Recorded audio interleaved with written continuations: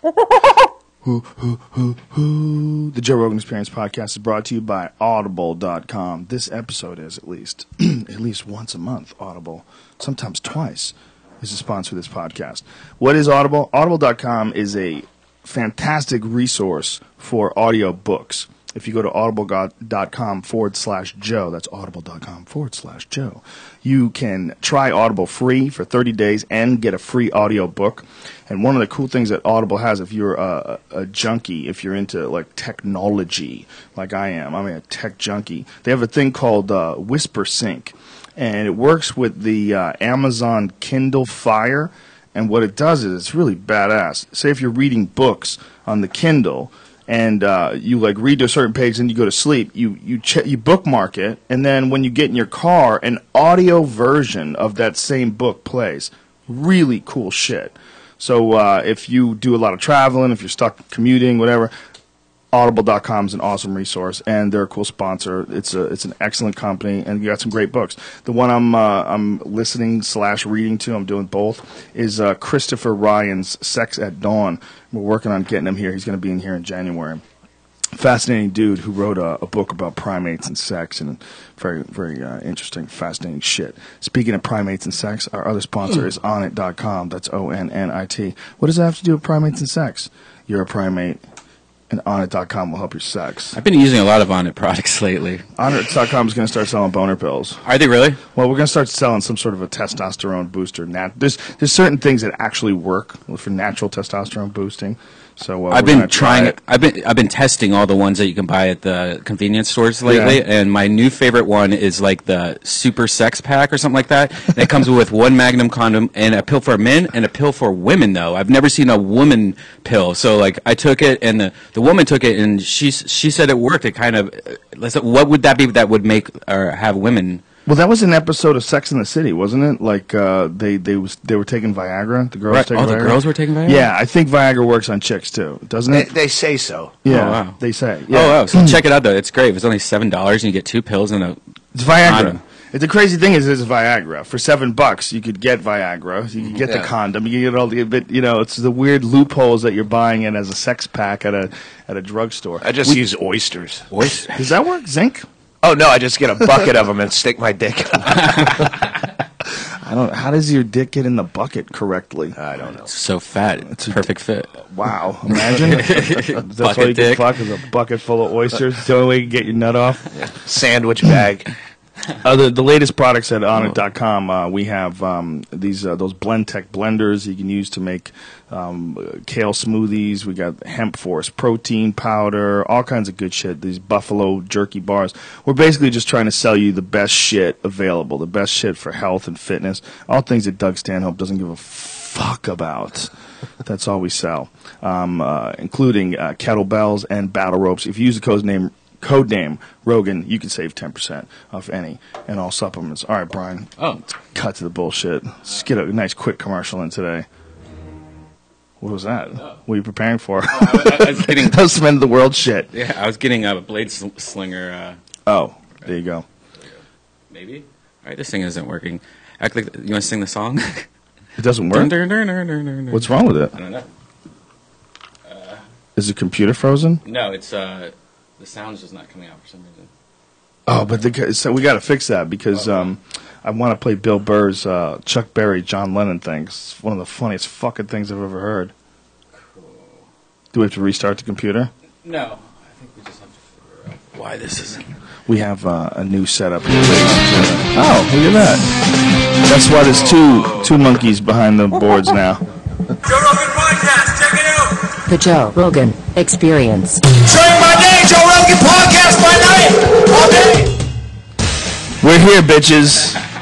We're here, alright? Fuck the end of the world. The shit did not materialize. The Mayans are a bust. They will go down in history like the Y2K cocksuckers, that May 11th guy, all these assholes that called the end. Nope. Sorry. You gotta continue suffering, stupid. Continue being confused. Continue living your life with no answers.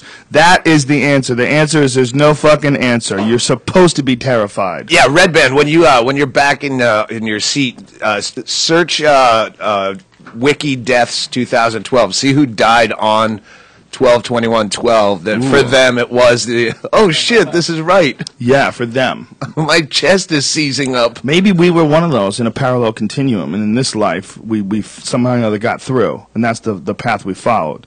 But maybe in another life, we all did. Maybe it's true. Maybe it is. Maybe the end of the world did happen, but we can't remember it because we didn't really truly experience it because we moved on to the next. And now we don't have to pay our dimension. taxes. That would be the shit, huh? If you woke up one day and all of a sudden the whole tax system and the whole monetary system made sense. It's like it had been fixed. Oh, it's all fixed now. Oh, okay. Wouldn't that be beautiful? Be nice. You think with all these smart motherfuckers we have running this world that would be possible if you let the right people control it. You know? Is that possible? Sorry, please hold. What are you doing? Getting out cash? Yeah, I got to pay that guy. Your What guy. guy? I shouldn't say that guy. He's coming back. No, him. Oh, For him. the Oh, don't worry cigarettes. about it. We got that. Don't worry. We got that. Dude, we got a company stack of cash. Don't worry about it. What are you doing, you son of a bitch? All right. Well, you're so rich, you probably forget that like $10 to No, that guy's like I a don't. shitload of money, and he's Tell him I he's don't. a gambling addict, and he just ran over here with cigarettes for me so he can play more scratch tickets, and he's hoping you notice. And Stanhope. Good morning. That's how you always look at it. Dude, last night was awesome. That was one of the most fun times I've ever had Yeah. as a comedian. Yeah, I just wish we fucked around with it a little more.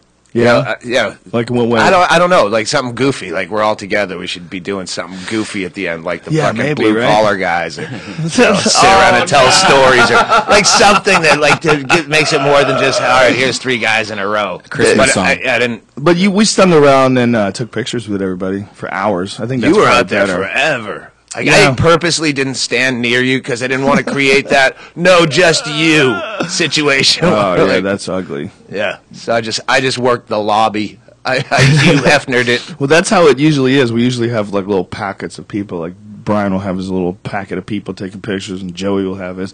But Joey will inevitably disappear. I'll be right back. Be right back, dog. Poof, vanish. And he's always got some story. I thought you were gonna meet me in the garage. Like, bitch, you were on the fucking highway. Joey's the best vanisher ever because he'll just have this look in his eyes. He goes, "Okay, it's over." Hedberg was the best. He would disappear from like a closed room, a sealed room, and somehow Hedberg's gone. I remember we were in St. Cloud once. We did a one-nighter, and then we went to the bar. We go to the 24-hour restaurant. I go, you get a booth. It's like 2 a.m. And I said, you get a booth, and I'm just going to use a payphone. This is how long ago it was. And call this girl that I had met. And he goes, okay, and he goes in. I look all over the restaurant. I go, assume he's in the men's room. I get a menu. I'm sitting there waiting. He had left because he thought, you said you were calling a girl, man. I don't want to be a third wheel. Well, you could have said so. I was sitting around in a fucking restaurant for an hour waiting. Well, he was probably just psyched. It was like a perfect opportunity to go do Yeah. smack. It's like this. No, is- this is the pre-smack days. Oh, really? If we're doing a one-nighter in St. Cloud together, yeah. When did the smack days start? The first time he ever mentioned it to me was well, I knew you knew by his act. He'd have his jokes, and then the asides. So he goes, "You ever have something that's good, but then you do something better, and it ruins a good thing? Like you like to smoke pot, and then someone sprinkles some heroin in your pot, and regular pot's no good anymore." Yeah. And so I knew he would. He didn't just write that. See, that's why I won't smoke pot with strangers. Some creepy asshole sprinkles some heroin in it because he thinks he's being goofy, and then boom, do do do do do do do do do do. Have you ever had anything that like addiction? No, No. no. Definitely. I've never even touched anything that I heard was addictive. I mean, alcohol's addictive, but it seems to be addictive for certain people only. You know, for me, it's not at all. But I've seen people that, one drink and they're gone. The switch goes off and they're fucked. But that seems to be very, very variable. But like heroin, never thought about it. Coke, never thought about anything. Amphetamines, all that shit, never appealed to me. It just was. But I mean, if you anything that where you go, shit, I couldn't live without that, like sugar or No, I would. I mean, staples of life, water and food. Other than that, I could live without almost everything.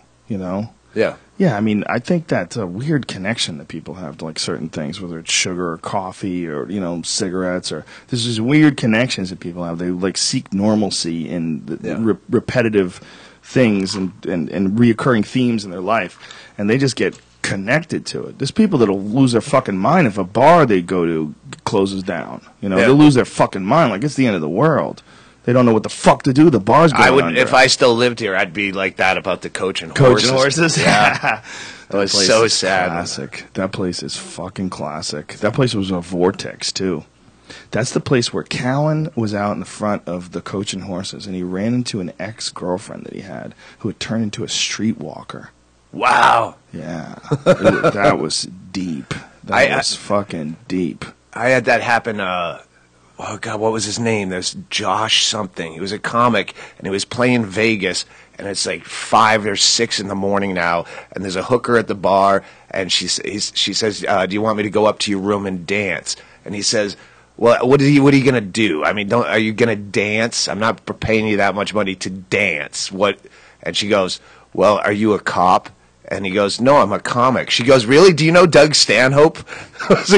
It's a girl, an old friend of mine's ex-wife, who I ended up banging after they broke up once. It was horrible, and now she's a hooker. Wow. I was reading a story about a woman who was an Olympian. She was a 2-time Olympian, I think, for track and field. Yeah. And she was 40 years old, and she just decided to become a hooker. Susie Favor Hamilton. Is that her name? Yeah, that's her name. She's like, gold medal, I guess she was a big deal in the 2000 Olympics, and now she's a hooker. She was, yeah. Apparently, I think they're trying to say that it's antidepressants that turned her into a hooker. She blamed depression. I don't know if she blamed the actual medication. I think she was saying that I think people were blaming Zoloft. See? I'm going to switch these headphones. Zoloft. You ever hear that song from Ween, Zoloft, the song? No. It sounds like you're on Zoloft when you're listening to it. What does Zoloft feel like? It's like very dreamy and euphoric, I think, if I remember. Really? Yeah. Well, I mean, if you put it up your butt. Well, isn't that isn't that the thing about it? Is it's supposed to like relieve you of any of the worries of life? Like it takes all that shit away? Yeah. I got really anxious. I wasn't prescribed it, but my dad was, and when he died, I started taking them, and I just got like vague anxiety. Yeah. It gives you an anxiety. Well, if you don't need a medication, you don't know what it. Yeah, she took Zoloft, and once she started taking Zoloft, that allowed her to pursue. So Zoloft is the new Spanish fly. Well, that was the thing with McAfee in Belize. What he was supposedly doing, he claims that it was all a ruse, and that it was all like he's a prankster, and he wasn't really cooking up bath salts, and he didn't really have a forum name, even though he had a forum name that wasn't even his name. It was like I forget the. Stuffmonger or something like that was the forum name. Yeah. So it wasn't like he was John McAfee reporting live from Belize. He was just some dude. Wrote incredibly detailed articles on extractions of MDPV, which apparently makes people super duper sexual. I read some stuff after I talked to you. I haven't listened to the podcast with him yet, but I read a couple of articles talking about it. Did you get those? I sent you links, right? Did I send you links? Yeah, you sent me links, but I haven't had time yet. He's ridiculous. I mean, it's really a hilarious story. But this MDPV apparently just makes you want to scratch your dick off. It makes you just completely like just a crazed rabid fuck monkey. Apparently, it's a constant thing while you're on it. Even if you're not horny anymore, you're like rubbing your dick raw. Like, I don't get it. Well, yeah, no, I've done that with a lot of drugs will do that to you? Stimulants, yeah. Yeah, I've heard that. I've heard, like, with some people, like, smoking crack. Like, my friend Johnny, who had a crack problem, used to say, I just like to smoke crack and go beat off. This was back in the day when they had peep shows. Like, he would go to, this was like Times Square, like when it was really Times Square. And he would go down to the peep booths when he was smoking crack. And he would just stay in one of those things and keep putting dollars, in feeding dollars in the thing and smoking crack. And he would beat off, and the girl would, like, finger herself in front of him and shit. I used to do that all the time in my youth. It's very dark. Not the crack smoking, but yeah, go to smut shops and jerk off. The one Sex World in Minneapolis would have the live girls in the booth, and you'd go go in there. And what do you do to them? You ask them to do stuff for you? They're sitting in there on a bed of dildos and they'll do whatever you like. I went to the Lusty Lady in Seattle once with Dave Fulton. Did a gig and we want to just goofing off. All right, let's go in here and goof off, and then I can sneak into a booth and jerk off. And we ran into James Inman just randomly. Hey, Inman. That's funny. Is he? He's not from Minneapolis, right? Where's he from? He's from is he Kansas City? He was in that was Seattle. Oh, Seattle. But he's back in Kansas City now. He's a fucking insane person. Kansas City's a fun town. I haven't been in that place in a long time. I got to get back there. That's a fun place. Yeah. I've had a lot of fun there. There's something about like. I think that's where I get herpes. I'm pretty sure. There's some weird chick that looked like Uma Thurman. Yeah, those are kind of give you herpes. Yeah. Extra long toes, you freak bitch. Just doing with your extra long toes and your herpes. Yeah, people from Kansas City, Kansas City is like a humble town. You know, they can't really brag too much. It's Kansas City. You know, it's not New York. It's not Chicago. There's no debate anymore. It's just Kansas City. It's all good. You can kind of judge a town by their sports fans. Mm-hmm. Like, yeah, they have shitty teams, but they still support them. Like Chicago and the Bears, right? Or Chicago and the White Sox for the longest time. Yeah, but they've had some winning teams. Yeah. They're kind of dicks. But Green Bay, like for Right. the years of futility, but that stadium was sold out every time, and they're the happiest, nicest people. Yeah. You're not going to get a lot of stories out of Green Bay. You're not going to get herpes in Green Bay. Yeah, isn't that a funny thing about the Midwest? Like how fucking nice a lot of the people are there. Yeah. I mean, obviously it's a generalization, but I think the overall tone of the people just seems to be really fucking nice. Yeah, Minnesota. Yeah. Wisconsin. You're gonna get your douchebags everywhere. People will tell you'll tell people about somewhere being nice, like, oh, I went there and some guy punched me in the fucking face, and look, that can happen anywhere. Yeah, it's probably you. Could be you, and that shit can happen anywhere. You can always run into random people. You can't like judge a town based on one or two incidences that you have, but your overall sense, like when you're in places like Wisconsin. They're fucking nice as shit, man. Yeah. They're super nice. Yeah. Like everywhere you go, people are like really reasonable, down to earth, easy to talk to. Yeah, it's better. It's better than being in New York, being all fucking pleased with yourself. Yeah. Well, you know, I'm a New Yorker. You know, nothing phases me. I'm a New Yorker. That is one of the grossest statements ever. That I'm a New Yorker. I've seen it all. I'm a New Yorker. Nothing phases me. Yeah. Shut it. Yeah, Hurricane Sandy was. There was a lot of Schadenfreude in that. Why I haven't had power for 2 weeks? This is New York. It's the greatest city in the world. We should have power. Yeah. No. Doesn't work that way, stupid. It's just another fucking city. Mm-hmm. You just so happens that it's a really famous one, but all the rules of cities apply. And when cities get fucking drowned in water, it takes a long time to turn shit back on and dry everything off. Crazy fucks. That place is gonna go. If that happens again and again and again, which it very well could. You know, we had this guy on who's talking about climate change. Who was it Shane Smith that was telling us this? I think it was Shane Smith because he's usually pretty doom and gloom. In my backpack, can you get me a stir in the front pack? He was telling us that these 100-year storms like Sandy, he goes, they're going to happen 3 times a year. Like that's the reality of climate change. 3 times a year you're going to have Hurricane Sandys. Fuck the East Coast. Fuck I'm in that. the desert, baby. Yeah, that's the way. You're in a good spot. You'll probably be tropical in the next 100 years. So you'll probably be in a fucking rainforest. Yeah, when I'm 145, I don't think that day is coming. It's going to be really hot. You never know, man. They might find some plant in the Amazon that keeps you alive forever. And then next thing you know, global warming, overpopulation, Bisbee is the shit. That's the move. How often do you take jaunts into Mexico?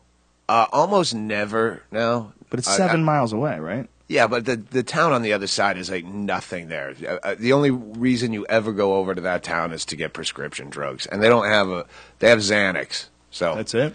If I needed Xanax or Viagra, that would be the reason I went to. And I have a script for it now, so. Now, when you do that and you go over there and you get it, how hard is it to bring it back? You can bring up to. They'll allow you to bring up to 30 pills. Across. Really? And sometimes they'll give you shit. Like, do you need you need a prescription for this? And you go, oh, I have one. And one time I brought my prescription bottle, which had expired, and I go, yeah, I get it right here. And he goes, this is expired. You know you have, but I know their policy is 30 pills of any type of pill. You can bring, you can buy 5 different types of pills, but as long as there's no more than 30. to let you go. So the guy's trying to give me attitude, but I know that I go. So are you saying I can't take these across? I didn't say that. Like, all right. I got. So, but normally you don't have any problems. But I have a prescription now, and I don't take them often enough that I have to go get the fake refill across the border. Yeah, the unnecessary asshole security / cop guy, that is a really unfortunate aspect of our society. The unnecessary asshole, when you just like, we could just talk, everything could be fine. You know, you could just tell me what I can and can't do by the rules. Well, that's the society we live in. Look at like Kitchen Nightmares or Bar Rescue. Yeah. Those shows where, okay, if you want to help the guy fix his restaurant or bar, you could just do it normally, but no one's going to watch. So you have to be a fucking dildo. You got to be rated. You have to, you have to be Gordon Ramsay, Simon Cowell asshole. Yeah, just to get people to watch, because otherwise, who'd care? Yeah, isn't that funny? What a weird aspect of society. The douchebag that thinks he's allowed to be a douchebag because he's being real, or it's a part of the job, or fucking toughen up, or this is America. This is not just America. We have to keep you safe. I need to know what you're bringing across. We have rules. Those Xanax could kill babies. If a baby ate all of those Xanax. Fucking Officer Cunty McFuckface. Douchebags. But not all of them. That's the problem. Some of them are Is cool. the clanking of my ice just in my head? No, it's beautiful. All right. Sounds good. Beautiful. Sounds romantic. It's no carrot. Lets you know. Yeah, Brian had a podcast. Some chick insisted on eating carrots. Eliza Schlesinger. Nothing makes me more enraged than mouth sounds. While she had a little dog with her. Little dog in her lap eating carrots. Like, okay, bitch, somebody needs to fuck you proper. And set you straight. Not that I really believe that. Man, I think Eliza's cool. I think last night's buzz is hitting back in now. I feel pretty fucked up right now. I bet. Yeah. Last night was fun, man. That was that whole show. First of all, it was an interesting twist having Honey, having a band open for us.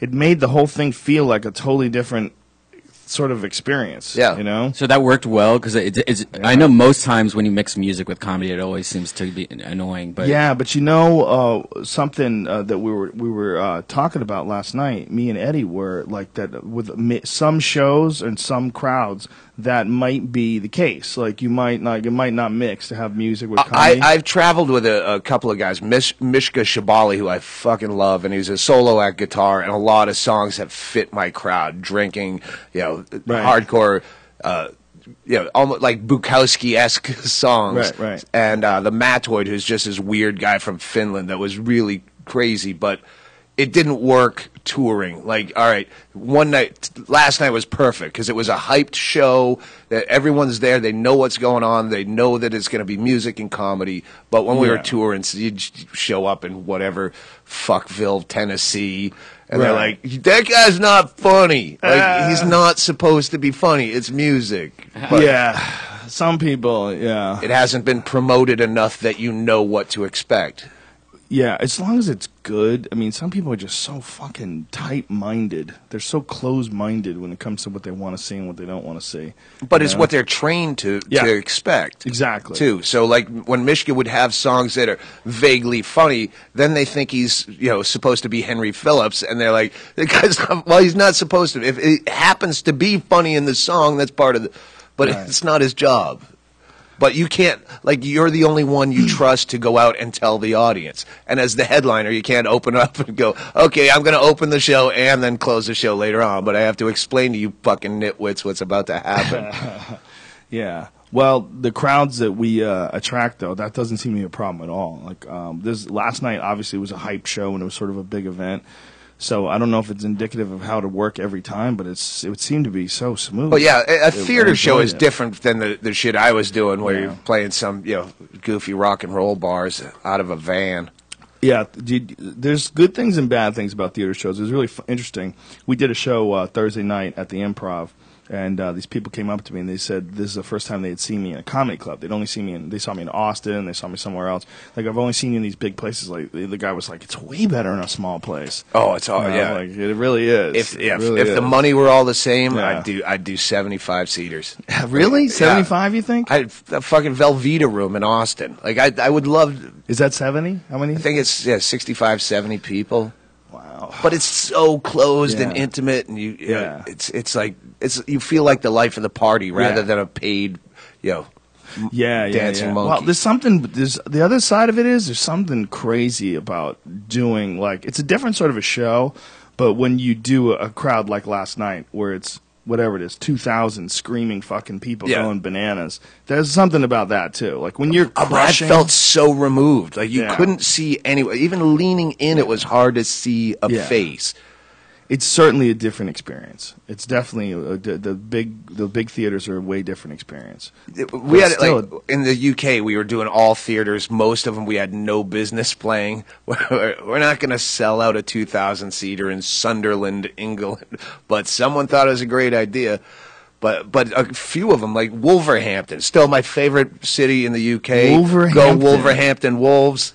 Yes, that's my team. Just because the show was so great, it was like a small like Beatles thing, getting from the back door into the van, where they're like slapping on the side of the van afterwards. Wow. And this is crazy. Wow. Yeah, they were great. Wolverhampton. Wolverhampton. Wow. And we knew it was going to be great because everyone goes, "Oh, you're going to Wolverhampton? Oh, good luck there." There we go. That's going to be our place. If you hate it, we like it. Isn't it funny like that? Fucking Detroit is always great shows, and everyone, like, it's got such a bad rep, but they're fucking great as fans. People, there's one thing though that people do. There's something they love about being in a giant group of people experiencing the same thing at the same time. Like if you go to see a band, I've seen bands in intimate settings and it's pretty badass. But I've also seen them in front of thousands of people, and there's something like crazy, electric about that. Yeah. It's good to have them both. It's good to have the same. It's good to have big, giant, crazy crowds, but it's also good to just show up someplace and do a 1 a.m. spot at the store. Well, it's nice when you can go out afterwards and take a lot of pictures. But you spent probably twice as long taking pictures as you did on stage. Yeah, probably. That's almost impossible. When you said we're going out front, I'm like, you're fucking kidding me. You're gonna go shake 1,700 hands. I don't even know what the. I figure if they want to wait in line and if they paid to see me, I'll hang out. I'm not. Yeah, I never thought to do the make a line situation. I just go out into absolute chaos after a show, even if it's like 300 people. Yeah. But it's just so it's everyone like, can I get a picture this way? I don't know what camera I'm looking at. Yeah. Well, that was how I always did it, but Live Nation just took over and started making lines. That's what it was. Because I would just go out, and they would go, "Okay, are you going to go out and do that again?" And then I'd go, "Yeah, probably." And they're like, "Okay, can we set up a line?" And I said, "Okay, go ahead, set up a line." And they usually have that one guy that knows how to use every single phone camera. He's like, "Yeah, I know this. Yeah, I know this." Yeah, that's a problem with people and their fucking droids. They have no idea how to use their. Oh, it didn't. But what's the? You give a droid to someone who's never used a droid, and they look at that shit and like, what the fuck? Which one's the Because they can't have the exact same icons in the exact same place. So like the camera button's bigger and it's on the left hand side. You're like, what the fuck is this? Where's the flash? No flash here. I still do that just trying to dial my phone. I'm Yeah. like, which one contacts or? What you got? What you got logs? there? A droid? Is that what that Yeah. is? Droid. Yeah. That's the big screen one. Galaxy S3. Great for online, man. No, I think he's got a. What is that? Which one is It's that? a The Razor. It was the biggest that's the one. Samsung. That's the S3. That's And I pretty dope. still, that's the biggest one I could get, and I only get it because I was forced into a world where I have to text, and it's still not big enough for my thumbs. There's a typo in every fucking word because my thumbs are fat. How long have you been doing it? I've had this about a year. See, you're so behind little over the a curve. year. Brian and I have been typing on those fucking things for years and years and years. So we're like, we just get used to it. Do it while you're driving in a no, rainstorm. no, I don't fuck with my phone Near while I'm school. driving. And you should I neither, forget ladies that's and a gentlemen. law here. Yeah, it should be a law. Don't fucking text while you're Oh, no, driving. not texting, just talking on the phone. Oh, even that. These fucking people cover half their face. Get a little plug. Stick it in your ear, stupid. These people are ridiculous. They're like holding their left hand up to their window, their car window, and driving, and they like literally can't see the whole left side. I believe it's been proven that it's not the actual holding the phone that causes the accident. It's because you're paying attention to the conversation. And Yes. So the fucking earpiece, it's all bullshit. It is, but you are in a disadvantage if you can only hold the steering wheel with one hand. Yeah. If that's the only way you can do it, and if you're holding the phone up to your ear, you have to throw the phone down and grab. That takes too much time. All right. That's the fact. It's not safe. And there's one thing you're holding a drink. If I'm holding a coffee and I see an accident, I'll let that fucking coffee go. And you're not going to throw your phone down and grab the steering That's why wheel. I walk everywhere. My analogy made no sense. Maybe you wouldn't drop your coffee either. You'd probably just crash. That analogy didn't make any sense at all. It's probably easier to drop your phone than your coffee. Scientific studies with Doug and Joe. We'll be back after. We're going to go start an accident with coffee and a phone. That's one thing and someone out there do this, because I have all these great ideas that are going to die in my brain. But someone go out and take an 80-year-old sober guy on a course, not obstacle course, but a driving course, and put him next to a spry 25-year-old, twice the legal driving limit. Yeah. And see who drives better on in a controlled. Yeah. It's a good idea. I'd love that YouTube clip would get a lot of fucking hits and a lot of controversy. There's a real problem with us allowing old people to continue to drive, like well into dementia. Yeah. You know, because there's no one gets in there and stops them. And I mean, how many times have we heard about like the Santa Monica one when that dude hit the gas and ran over all those people, and another one happened recently where a guy knocked some people over. We called the cops, which it killed me to have to call the cops on a drunk driver. But we were following someone from Bisbee to Tucson on a 2-lane, and they were over the line and then into the breakdown lane, over the line. And I go, if I don't call the cops and this person swerves into oncoming traffic, how much of a dick am I going to feel like? Right. So I called the cops, and they didn't get there before. There's a border checkpoint we have to go through to get from our house to the Tucson airport. And when we got to the checkpoint, it was like an 89-year-old woman, just a hunchback, most elderly woman, and I'm like, what? So she wasn't even drunk. No, it was just fucking old. Oh my god. It was terrifying. And was she in one of those really old cars? It's like real loose, like those old like. No. Cutlasses? She had a normal car. Really? Yeah. Old cars? Have you ever tried to drive like a really old, like shitty fucking Oldsmobile? You remember the one I Yeah, bought at the yeah. van show? That was terrifying. I bought it. I had to go to Fresno to pick it up. It was a 1980 Dodge Aspen that had the roof cut off and painted lime green with a big white racing stripe. And I bought this on purpose to fuck with Rogan because he had just got this $120,000 Porsche. So I parked it right next. We had a parking spaces side by side on the Man Show lot. So I bought the biggest piece of shit I could find on eBay, the loudest, ugliest, stupidest car, and had the prop department make up a bumper sticker that said, "I'm with Rogan," with an arrow towards your car. And I still have that bumper sticker on my refrigerator now.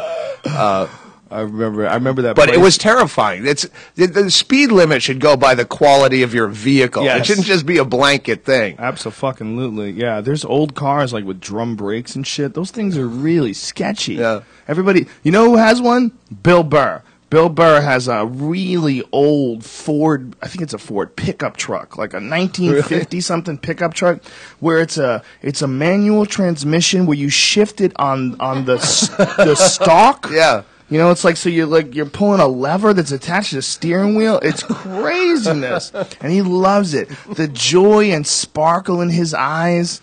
You know, it's like, I go, no navigation system? Fucking no navigation system, no nothing. It's like, I don't think the radio works. It was just this old engine, like, you could work on it. Look at it, you open it up, I can work on that. I'm like, Fucking Bill Burr. Just talking to him. It's just about whatever. I don't even remember what we were talking about. But right before I went on stage, and just everyone in the green room is just dying laughing. And he's just talking casually about whatever's...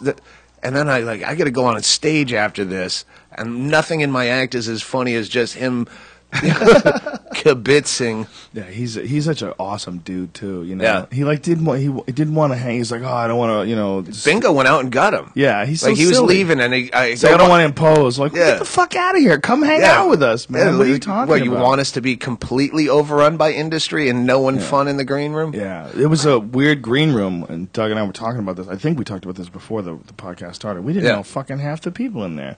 It was weird. It's like all these industry people. I thought they were all your people. Wow, Joey a couple Diaz of talked them. me out of even going. He's like, "Dog, you don't want to go down there." I'm like, and I thought it was like, all right, there's some creepy sex shit going Well, on. Stanhope scared off most of them from the after party by bringing in strangers.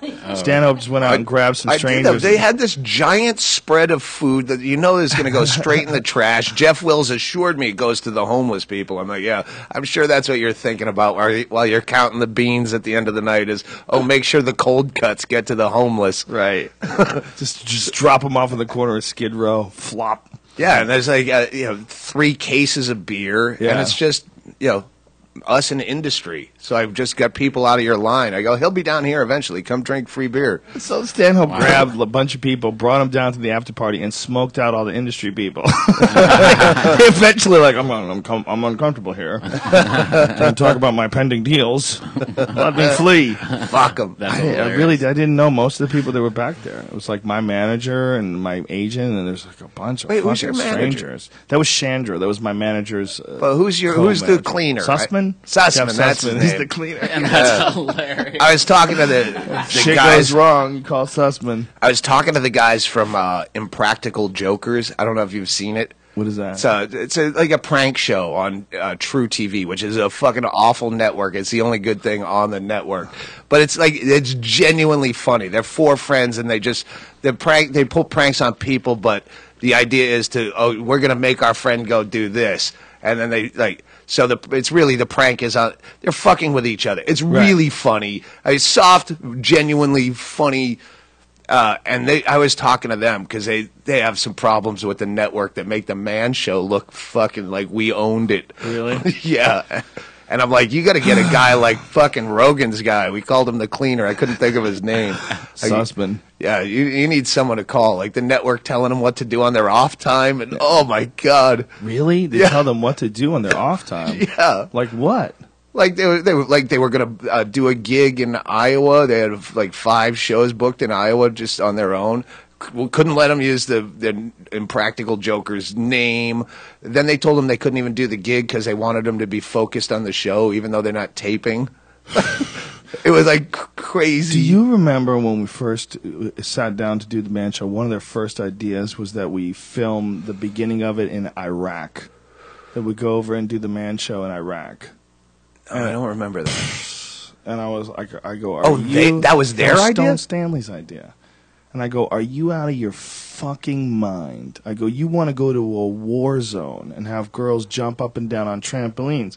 And I go, and what are you doing? Are you endorsing this invasion of this country that makes no fucking sense, that's supposed to be connected to 9/11 but isn't really in any way, shape, or form? Is that what we're doing? And they sat there and looked at me like they didn't know what to say. I go, what the fuck are you talking about? That was like the beginning of the end with those guys. I do remember when we were going to get O.J. Simpson on to do an Yes. Andy Rooney spot at the end of every show. Yes. And just announce him as Heisman Trophy winner O.J. Simpson, and then he just bitches about ATM fees or Yep. something. Yeah. What is it? Just Man, at a I cluttered paid desk. my money. You're getting money from me anyway. Why you gotta But Stone take Stanley had $3? some connection to them where he's like, no, that's no possible way. That's off the table. You know, that should have never happened. We fucked up, man. That was an interesting lesson, but what happened was, first of all, if anybody knows the history of the show, I was doing Fear Factor at the same time, so my time was very limited. I was fucked. And the other thing was they kind of bullshitted us. They told me when I was setting up, when they were setting it up for me, they were like, listen, you could do whatever the fuck you want. Like, if you guys get sued, that would be good for us. It'd be good publicity. I go, what about nudity? Can we blur it out? Absolutely. Nudity, we'll blur it out. Swear, we'll just beep it out. And do whatever the fuck is you this want to do. Stone Stanley, the production company, not the network? No, Stone Stanley literally said to me, if we get sued, it would be great. Yeah. It would be great publicity. I was like, this is perfect. And then I'm saying, you'll do it with Stanhope? And then, yes, if Stanhope's what you want. I go, the only way I'm doing it is with Stanhope. Okay, good, we're in. And then once we got in, oh my God, it was just they lied to us. It was like the network had these really silly ideas. It was so compartmentalized that you have, the network saying one thing, then you have the Stone Stanley saying another thing, and then there's the lawyers, and then there's standards and practices. So you couldn't get a cohesive answer. One person might be genuinely saying, yeah, you can do whatever you want. Hang on, Dunce Hellberg, our lawyer, says you can't do that. But it was the idea that the thing that I didn't expect the most was these people who aren't funny in any way, shape, or form telling you what is and isn't funny, and telling you like sketches that are and aren't funny. And you're like, what are you even saying? Like, when did you become an expert on what's funny? Like, you have no idea what it would take to put something down, write it down on paper, conceptualize it in a way that the audience is going to absorb it, go on stage and kill. You don't understand what that is. Oh, I know what that is. That's my job. That's your job. I don't want to talk too much about the Impractical Joker story. Like, I don't know how much I'm talking out of school, but like the fucking head of the network, Mark Juris, this douche, will make them fucking write out possible improv things they might say under these circumstances. Okay, we approve the gag, so what jokes might you say to someone? And then he'll approve things that might or might not be said. So he improves possible improvs. The guys are like improvs? fucking almost in tears on the phone, go, I don't know how to do this. I go, I don't know what to tell you. See, that is someone who's a douchebag who doesn't understand the creative process in any way, shape, or form. If you're out there and you work with someone creative, there's one way, only one way you can get the most out of that person.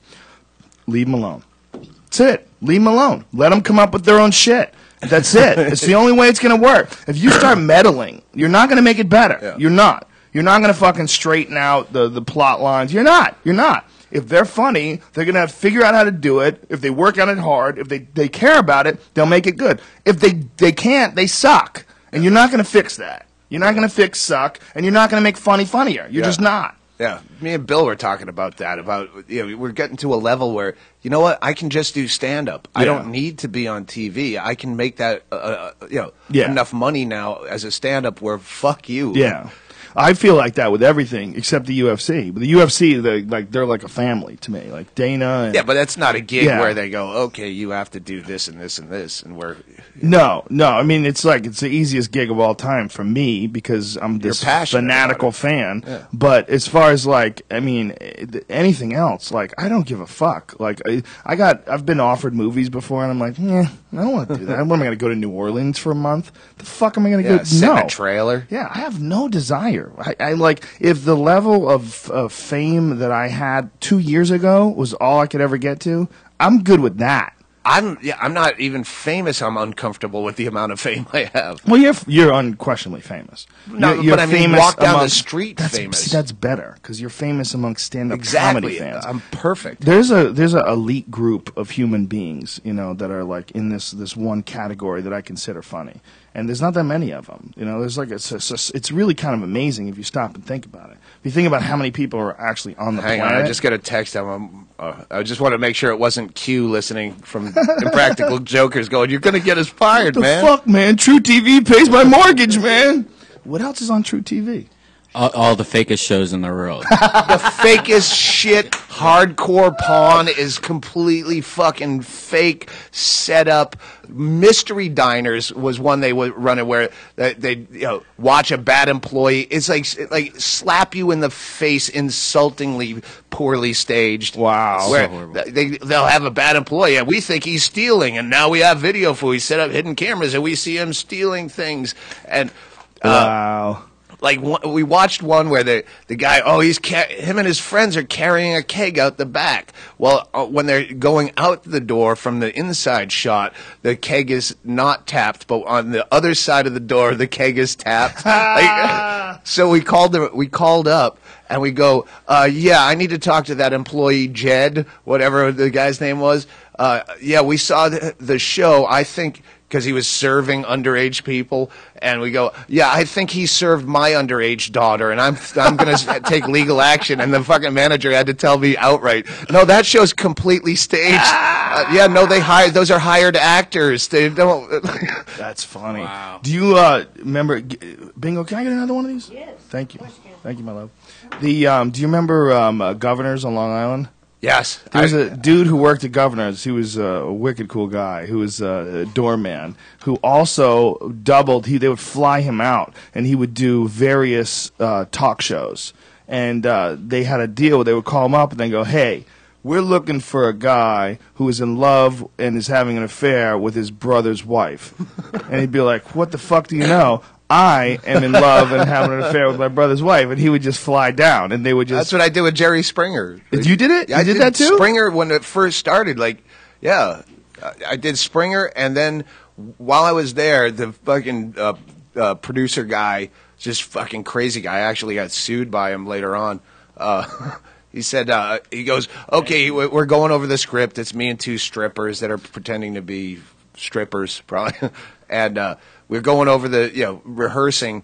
They flew me out for free. It was like 1998 or something. And he said, and by the way, don't talk to anyone in the hotel because 2020 is investigating us, or Dateline. And so if anyone comes up to you, and he was such a dick that the next morning I called my agent. I go, get me a number for 2020. And then it turned into this whole like Spy versus Spy where I'm leaving the outline snuck out under my door so 2020 can come grab it and copy it and then put it back while I'm in the other room rehearsing.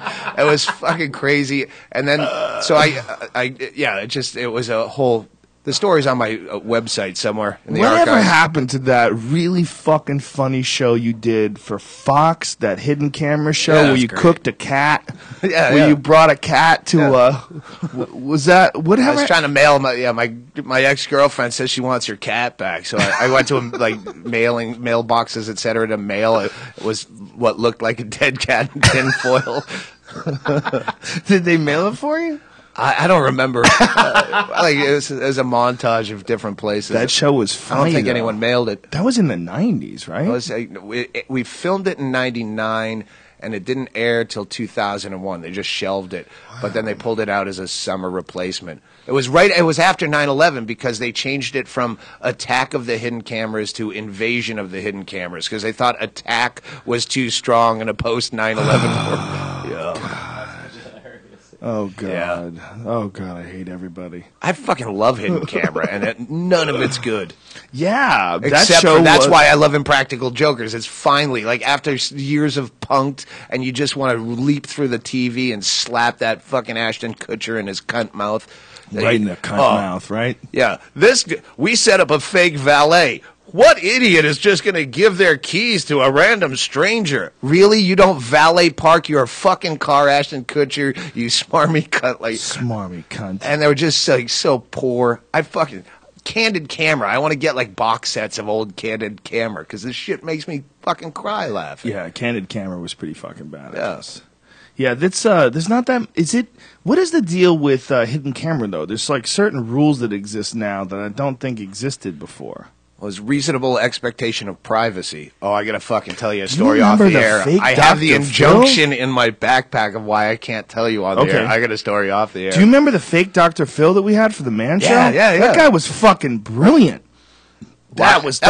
some funny That shit. was me. Yeah. He had an earpiece. He Oh, just was looked you like Dr. talking? Phil. But I mean, he was a brilliant impression. Yeah, he did it. of He Dr. pulled it Phil. off I beautifully. mean, those women really thought it was Dr. Phil. Yeah. But that was fucking awesome, dude. That was like one of my favorite things we did. That and when you stole the Old Man Show midget, Yeah. when you romanced him. Yeah, Arturo. Oh, that was beautiful too. I get the master tapes. I want to put them on eBay because they won't release our show ever. Is that the case? They won't release it? No, they would have. They've released every other one on Yeah, box set who DVD. cares? I know. I just Let it want. rot. I just want to eBay the tapes for charity. That's not a bad idea. He'd probably get sued though. Why? I don't know, because somebody probably owns it. If they ever wanted to sell it as a DVD, Why'd they give me the fucking tapes? they probably fucked up. They didn't think you go crazy and go on eBay. They didn't understand what eBay was. Probably. Yeah. They probably didn't have eBay back then. I don't need another court problem right now. Yeah, don't do it. They'll sue you. Because if we don't, Me and Andy are flying to Florida for Christmas. That's how we realized we'll be spending our Christmases in court in Florida. In court in Florida? Yeah, we fly on Christmas Day. For Again, what are you can't doing? talk about it. Oh, really? Yep. Oh, is this that thing that you were talking about before? Maybe. Yeah. Oh, someone's upset? Yeah. Shouldn't have been fucking kids, pal. That's how it goes, right? I didn't say anything. Son of a bitch.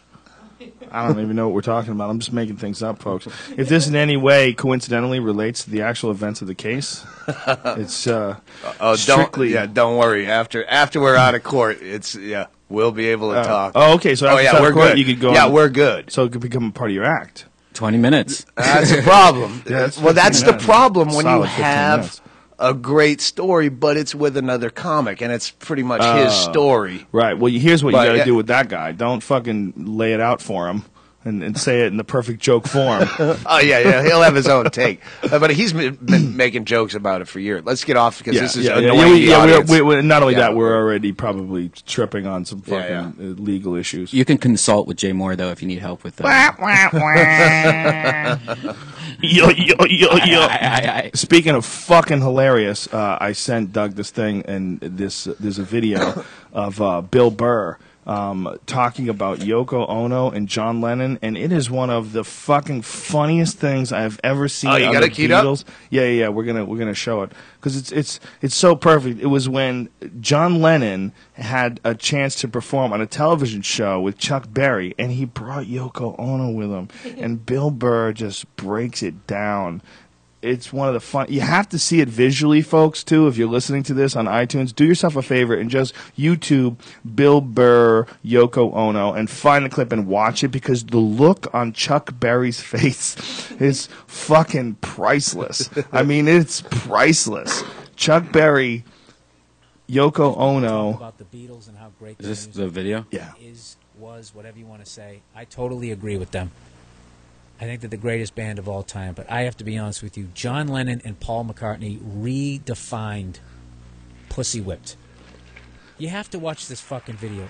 It's John Lennon is singing with Chuck Berry. Chuck Berry is probably one of the main reasons why John Lennon ever picked up a guitar. Now he's on TV. He gets to play with his idol. They're playing Chuck Berry's hit Memphis. Okay, John Lennon's got Yoko in his fucking band. They're in the middle of singing this song on television, and they're killing it. It's going great. Yoko's playing some stupid fucking drum, and even though she has no fucking talent whatsoever, he's putting her in the fucking band just so she'll shut the fuck up and stop nagging him, because he's too much of a fucking pussy to tell her that she has no talent. All right? The only reason why you're here, Yoko, is because you're sucking my dick. All right? No, you can't play the bongos. But anyway, she's up there playing the bongos, right? So John Lennon, Chuck Berry, two of the greats of all time, harmonizing, singing this hit from the 1950s. That's what this moment's about. And Yoko, in the middle of it, can't handle that she's not getting any shine. She takes the fucking microphone out of the stand, starts playing the bongo, and as they're singing, you know, go, go, Johnny, go, whatever, she picks up the mic and I swear to God goes, yeah, some fucking crazy shit. And you see Chuck Berry's eyes fucking open as wide as they are, and it's that fucking look. Dude, you ever have like a buddy of yours and he's dating some fucking psycho, but he's in love with her, so you can't fucking say anything, and you're just sitting there waiting for the fucking lightning bolt to hit your friend in the head, where he finally realizes that he's dating a psycho cunt. Chuck Berry had that look on his face. Dude, I'm not even exaggerating. Yeah, that's what the fuck she did. And Chuck Berry's like, what the fuck? And it's kind of like, John, that's your woman. Get her in line. And John Lennon does not even he doesn't even blink. He just keeps playing. And then she does it again later on in that song. And then you look at all the other musicians, and they just keep playing the song like Yoko isn't even fucking there.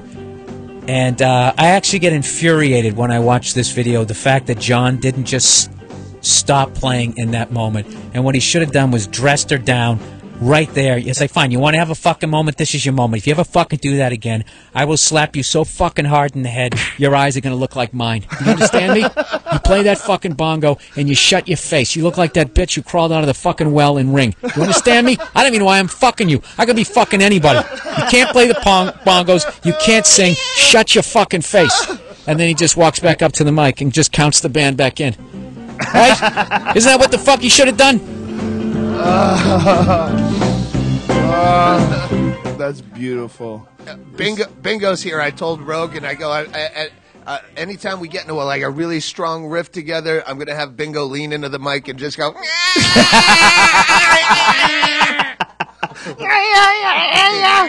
Oh my God, that's so. I went to a Yoko Ono art exhibit in Massachusetts once. When I was living in Boston, they had something set up somewhere. It was the most ridiculous shit. I didn't know what to expect. I was going there hoping that there'd be something funny, and I go there, and one of the art pieces was a block of wood with some nails in it, and there was a box of nails and a hammer. That was the piece of art, and she said that she was encouraging people to participate, and they should pick up a nail and put it into the block of wood, and that was the art. Yeah. What This kind reminds of me of when super you went to the pussy? wine tasting. Yeah, what kind of super pussy did she have that kept him around? What was going on there? Asian. Is that what it was? I mean, was he just? She's not even hot She's not Asian, even a and it's little hard to hot. be not hot and Asian. Yeah, it's difficult. She was gross. She was weird. It was a strange fucking. It's almost like she hypnotized him or something. You know? Yeah, sometimes when you do, hardcore hallucinogens with someone, maybe you see something in them that no one else can see, even if it's not really there. Maybe it was this bitch is not going anywhere. Maybe it was one of those. It was like, look, I need to make sure that you're going to be around for a long time. You know, can we bank on this? You know, I don't know, John. I'm like the wind. I go where my conscience takes me. I don't know. Yoko, I've where's stayed that with bitch going? chicks because I thought there's another level to them that I'm not finding yet. And you go, no, you're just a fucking empty shell of a human being. It's not like you're not giving me more, and you're not secret. So you were hoping there was more. Yeah. But you were just deluding You take that yourself. initial infatuation and convinced that there's something more that you're not giving me. I expect more from my heroes. I just do. It makes me sad. You mean like firemen for and me? shit? No, like John Lennon. Oh, I expect more. I thought you meant me. That was gonna No, really. no, not you. No, I mean I'm very happy with. I thought you were saying that I let you down by staying with women that were fucking subpar. No, you did an awesome job with everything so far. My issues with John Lennon and Yoko Ono, and the fucking block of wood with nails in it. I remember just sitting there, like, what kind of bullshit is this? How is this art? It's a box of nails and a fucking hammer. Speaker. Yoko Ono's performance. No chance. Is that Dick Cavett? Yeah. Powerful Dick Cavett. Look at her. Little Esther.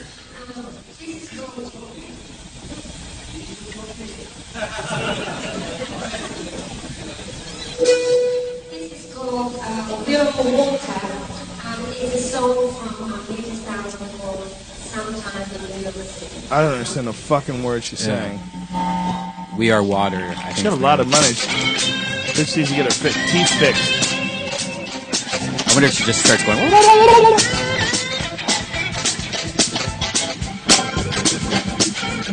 I love that though. Because I have horrible teeth, so I love seeing back then. Even actors that have great teeth now had these fucking horrible wrecked fucking mouths in the True. 60s and 70s, and I missed that. I love being in the UK. Like I can be ugly as shit and be on TV. Like Jeremy Clarkson, I don't know who that is. the guy from Top Gear. You never watched that show, Top Gear? Oh, but is he the fatter, The bigger big guy, one? yeah. I don't remember his mouth, but He's a funny fucking dude. Is he? He's funny, man. He's very funny. I- You don't give a fuck about cars, but the No. show's not really about cars. Well, in the UK, you don't have the choice of giving a fuck because they only have like 9 channels, and you're stuck in a hotel all day, and you don't want to go out because there's nothing to eat, and the fucking beers are overpriced, and everyone's surly in the pub. So you watch TV. I watch music videos over there. Someone is a little on the negative side today. Do you feel this? You ever heard the song "Down with the Trumpets" by Rizzle Kicks? No. That's a fucking. I like it now because I hated it so much, and I watched the video so many times over 5 weeks in London that it became like. Why do you torture yourself with those long tours like that? Like 5 weeks. Yeah. Well, in the States, this year we went back old school and just put me and 2 other comics and Chaley, my road manager, and Bingo in a van and just went town to town, and we had a fucking blast. I heard the dude who opened for you at the Comedy Store is really funny. Junior Some big guy. Stopka. Yeah, he's great. He's fucking. He's my new fucking guy. Does he have anything online? Can you buy? It's iTunes nothing or anything? quality. No. There's no quality footage, but Junior Stopka, Yes. Stopka, fucking wicked funny. Is this the video? you're Nice guy. Opka. PKA. There you go. You might hear me make a record like Wilson, cause I love Summer, no Rachel Wilson. Yes, the winter will come, we just have parties inside, it's still fun. We're jamming, we're banging, chase your boyfriend, let's have him. We're rowdy, girls make our judgment cloudy, but when the sun comes out, we're still alkies. We don't wanna be lousy or shameless, but we're running around like we're brainless. I got grass stains on my brand new. I like that. Dude, I like that. The internet. That's all right. That was pretty good, man. It's called Rizzle Kicks, Down with the Trumpets. And that became an obsession with you while you were living Yeah, in England? it just the video bothered me, the kids bothered me. Do you know the rules to snooker? And then I watched it No, I don't. I didn't get that deep. Snooker. No, I didn't snooker. watch darts either. I watched an hour and a half of snooker. I did when get I was in into England. football over there. I mean soccer. Yes. I know. I have bits that I wrote over there, and I still have to, when I'm doing them over here, stop myself from saying football and say soccer. Yeah. And those buzzwords. It's like saying nigger over there if you call it soccer. You'll get worse reaction from saying soccer about football on stage in the UK than any racial slur. Or, Really? Soccer, huh? It's fucking football, you fucking cunt. Whoa, Yeah. easy. That's all they Easy. have. It's a smarter football, really. Those guys don't get as much brain damage. But the problem with American football, man, is those fucking helmets, apparently. That's what everybody says. That if they took off the helmets, they wouldn't be slamming heads Exactly. into each other. And they would yeah, that's actually why get when hurt. they say rugby is so much harder than football, no, they don't have a false sense of security like Yeah. football players do. Yeah, you're jarring your melon like that. That's not good, even if your skull is protected from cracking. It's the soft innards that are the issue. Just the impact alone. That's it's a weird sort of a thing, though, to tell people that you would be safer. That you would actually be safer if you had a leather helmet on. People Yeah. don't want to hear that kind of shit. That's No. like that kind of weird logic. Like it would actually be better if drugs were legal. People wouldn't do drugs. Like what? The fuck are you saying? If all drugs were legal, I mean, less people would be doing drugs. I've never had more fun driving a car than when I was 16 and didn't have a license, and my brother's girlfriend was going to let me drive a car illegally. Yeah. And now, I wish I had that thrill of sitting in traffic. Yeah, I you- shouldn't be doing this. Do you remember the thrill of just piloting a car at all, just moving it around and turning and stopping? It was so fun. But when it was illegal, it was the most fun. I don't have a license. I'm driving illegally. We realized my stepmother's Toyota Corolla wagon would turn on with a butter knife. Like the key, you didn't even need a key. And they'd go out of town and we'd be driving all over. butter fucking knife? creation. Yeah. Just anything that Really? would fit in, that would turn wow. like a How screwdriver. the fuck did someone figure that out? Well, my brother was trying to figure out how to hotwire a car and realized they didn't need to. Well, that was the thing. They would break off on some cars. They would break off the part where the key goes in and just stick a screwdriver in and just turn it Yeah. on. Like instantly. It took like 5 seconds. Didn't even have to do that. There were some shit designs of cars, I guess. Yeah. Some of them they fucking just did. Now the push button ones, and now it's probably a pain in the dick. Yeah. If you want to really yeah, try and to I steal get a push car. button one. I love the push button. now. Oh, it's beautiful. Keep the key in your pocket. Just get in there. You don't have to think about shit. Oh, if you live in Bisbee, you can keep the key right in the car. What? Probably shouldn't have said that. What if random illegal aliens sneaking across the border Yeah. Buy your fluorescent. That's orange why you have fucking insurance. house. Oh, there you go. Yeah, fuck them. Fuck them. Look at you. You don't give a shit. That's gangster. Have you heard of gunging before, Joe? It's a calculated risk. I get gunging. Gunging. No. Do you know what gunging is? No, is that fat Korean guy? No. It's when Gangnam you Style. It's when you take a dead lady and you and your friend you like suck on her pussy, and the other guy stop. jumps on her stomach. Shut the Oh, fuck up. all right. Just shut the fuck up. Go to the hospital. Get your But I fucking- do remember on the Man Show using gets everything censored, but they had no idea all the new Cleveland Steamer fucking. Yeah. So we'd throw all those in They didn't. because they have no idea what a dirty Sanchez is. So just any vulgarity. Dirty Sanchez. Some girl told me that. last Yeah, night. well, you probably did it last night. I think I with might your have. story. Are you not allowed to say that anymore? How does that? Can you say Cleveland Steamer on TV? But as long as you just keep making up, through memes, new ways, new obscenities, you can just keep saying stuff because they'll never know. It's the future of It's so cuss words. disappointing that the cuss word thing hasn't been worked out yet. It's just that alone deflates all your faith in humanity. Just the idea that you've made a word dirty and now you can't say it. Now it's over forever, and you never get those words back. Cunt never makes.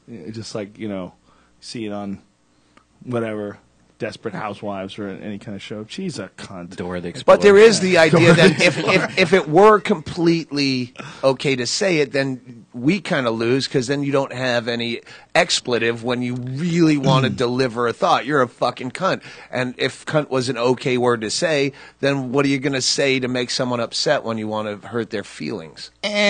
Just call him a fucking dummy. It's just as good. Just say there is yeah. I wouldn't miss it if cunt lost its impact. I'd be fine with dummy or fuckface or stupid. Again, stupid head. Stupid fart. That actually makes it easier because Yeah. then you'd have to go after them for aesthetically. You're unpleasing to the eye. Yeah. Yeah. Well, you wouldn't have. No, just their personality sucks a fat dick. I was. You're boring. Like you could never insult me more. You're Yeah. boring. That's my biggest fear. You tapped into it. Shouldn't have said that either. There was a dude once. I'll never forget this. I was watching like one of those Jenny Jones shows, and there was a girl, and she was on with her mother, and her mother was upset because the girl was dressing trashy, and the girl was like, "I don't give a fuck, like a beep, whatever your mother beep say. I know I look good. I know I look good." And some guy got up and he goes, "The problem is it's all about your personality." He goes, "If you had some pizzazz, maybe you would pull that off. But your personality sucks, and that make you look nasty." I'll never forget him saying that. He goes, "Your personality sucks, and that make you look nasty." And the place just fell out. Because it's like black people have a certain way of saying things, and they say things, and they know how to phrase it, that they know at the end of that sentence, everyone around them is going to go, "Oh, shit! Oh, shit!" Because when he did it, it was like an actor. It was like he was in a movie. Like he had the perfect line. He practiced it for weeks because your personality sucks, and that made you look nasty. And when he said nasty, like he knew it was coming. He knew it was coming. Everybody behind him went, "Ah!" The whole crowd just went nuts, and that girl was like, "Damn, this motherfucker just dressed me down and called me out." It was beautiful. I played my first black room the other day, Doug. It was a casino, and it was I was the only white comic, and I thought it was going to be like a regular black club, but it was a bingo and a slot place, and so it was just like 60-year-olds and up for the most part, and like in those little crickets or whatever, the little wheelchairs. And I go, I'm a dirty fucking comic. And she's like, the MC was like, "Don't worry, who cares? They love dirty material." I'm like, and the whole thing got broadcast throughout the whole casino, so everyone in the casino could hear it. No! And so the first person comes up and she's like, like taking questions, like, "Have you ever met, Will Smith or something like that?" And they're just talking about it, and then they're like, "Oh, and here's Brian Redband." I come out and start talking, doing pussy jokes and cum jokes, and man, that was the most horrible fucking set I've ever done in my life. They didn't laugh at all? There was little pockets where you could tell there was like one or two people that were like getting it, you know, and then most of the people, Or at like, least enjoying the Yeah. discomfort of the Yeah, rest. exactly. Much more likely. Yeah, that. the staff told me they loved it. They said they were cracking their ass off, but that was probably because they were laughing at me having to do all this Yeah. in front of it. But And how did the old people? Did anybody yell at you? no one just said anything. The one of the ladies in the crickets or whatever they're called did leave, and I don't know where she went. Me and Becker played a bus once in our early days in the early 90s. In Minnesota, there was a bus that would take people from Minneapolis to the Indian Casino, like an hour and a half away, and they'd hire a comedian. Did you just walk up and down the aisle with a cordless mic? No. And we dared each other. We were both going to do it one time, and I was up first, and and the bus, we see the people getting on, and they're elderly, not just old, they're elderly. And I'm like, even if I did clean material, it has no reference to them. They wouldn't even understand what Columbia House Record and Tape Club is. Right. So I go, you have to do this. I can't do this. And I'm in a sheer panic. I'm like flop sweats just thinking about watching them go on the bus. And he's like, no, you're going first. Becker's a ball buster. No, it's you. It's your turn. Good luck, buddy. And I get on, and they give me the mic, and I look at Becker. He's sitting in the stairwell of the bus, and I go, all right, I'm stealing your act. Here, count. I go, count. I'll give you $1 for every one of the jokes of yours I use. And I did Becker's act. I used to sell doorbells door to door. I ring the doorbell. They answer the door. I go, oh, next house. Fitzsimmons and I got a gig once when we were hired by a company. They wanted comedians to just walk around this aquarium and make funny things and talk to people and be funny. And we were like, well, what's the parameters? Like, what should we do? Like, well, just be funny. Go around, be funny. So, Greg, this was in Greg's young, angry days. No, they're still here. I Yeah. did his podcast a few weeks ago, and he was about to get into a fist fight with the owner of the place he rents his studio from. As he's Really? coming in, I'm like, hi, and he's like, fuck you. Yeah, you want to fucking go? I'll fuck you. Really? What? Greg And then walks Fitzsimmons? right past me and goes, hey, like he didn't even recognize me. He's just I'm boiling mad. Like you don't see. Wow. That's crazy sauce. But anyway, back to his earlier angry days. He just there was it was the opening of this aquarium or opening of an exhibit, I guess. And so they had food out there and people were walking around with plates, and Greg would just walk up to people and take food off their plates and eat it right in front of them. That was what he thought was funny. He's so nice. When He's I a see great him. guy. He's a great guy. Look, He is. he was trying to be funny. He was trying to push the envelope. He was trying to get a guy to go, what the fuck, man? What are you doing? But he did it to this guy, and this guy was so defeated. The guy goes, you're an asshole. And he did it like that. You're an asshole. And he just walked away. And I go, hey, man. I go, you can't be just taking food from people. Is he into He goes, I'm bondage? just trying to joke around. I thought it would be fun to joke around. Is he into bondage? Does he like to be spanked and tied That's up and Duncan. stuff? That's Duncan. Duncan's into that shit. Duncan's into ball gags and shit. He goes, I'm not into it. I've experienced it. I'm not into it, man. Don't stop saying I'm into it. That is not me. I love it. And then he told me that one time, he said, I was joking, man. You didn't know I was joking. I'm like, dude, no, you weren't. And they're like, that's total About back. ball gags and shit. Wearing diapers and stuff. Well, maybe. Yeah, I'd draw the line. I'm into that stuff too, but I'd draw the line at diapers. Yeah, that seems a little silly. That seems unnecessary too. You gotta try it, Brian. Trust me, man. Trust me. It's great. Hey, everybody, I'm wearing a diaper. Duncan is another place on the spectrum that you wouldn't have known existed if it wasn't for Duncan. Yeah. You wouldn't have known there's a Duncan Trussell out there. I fucking love Duncan. It's amazing. He just had cancer surgery. Oh, that's right. How did that go? He said he feels better than he's ever felt before. He goes, turns out having cancer makes you feel like shit. They cut the cancer out, and now he feels great. He had one of his nuts removed. Now, is it okay? Somebody told me it was He said he's infected shooting or something. the biggest, most giant loads he's ever had in his life. Yeah. He said his dick is hard, like high school style boners. It was apparently his whole body was fucked because one of his balls had shut down and it was going funky on him.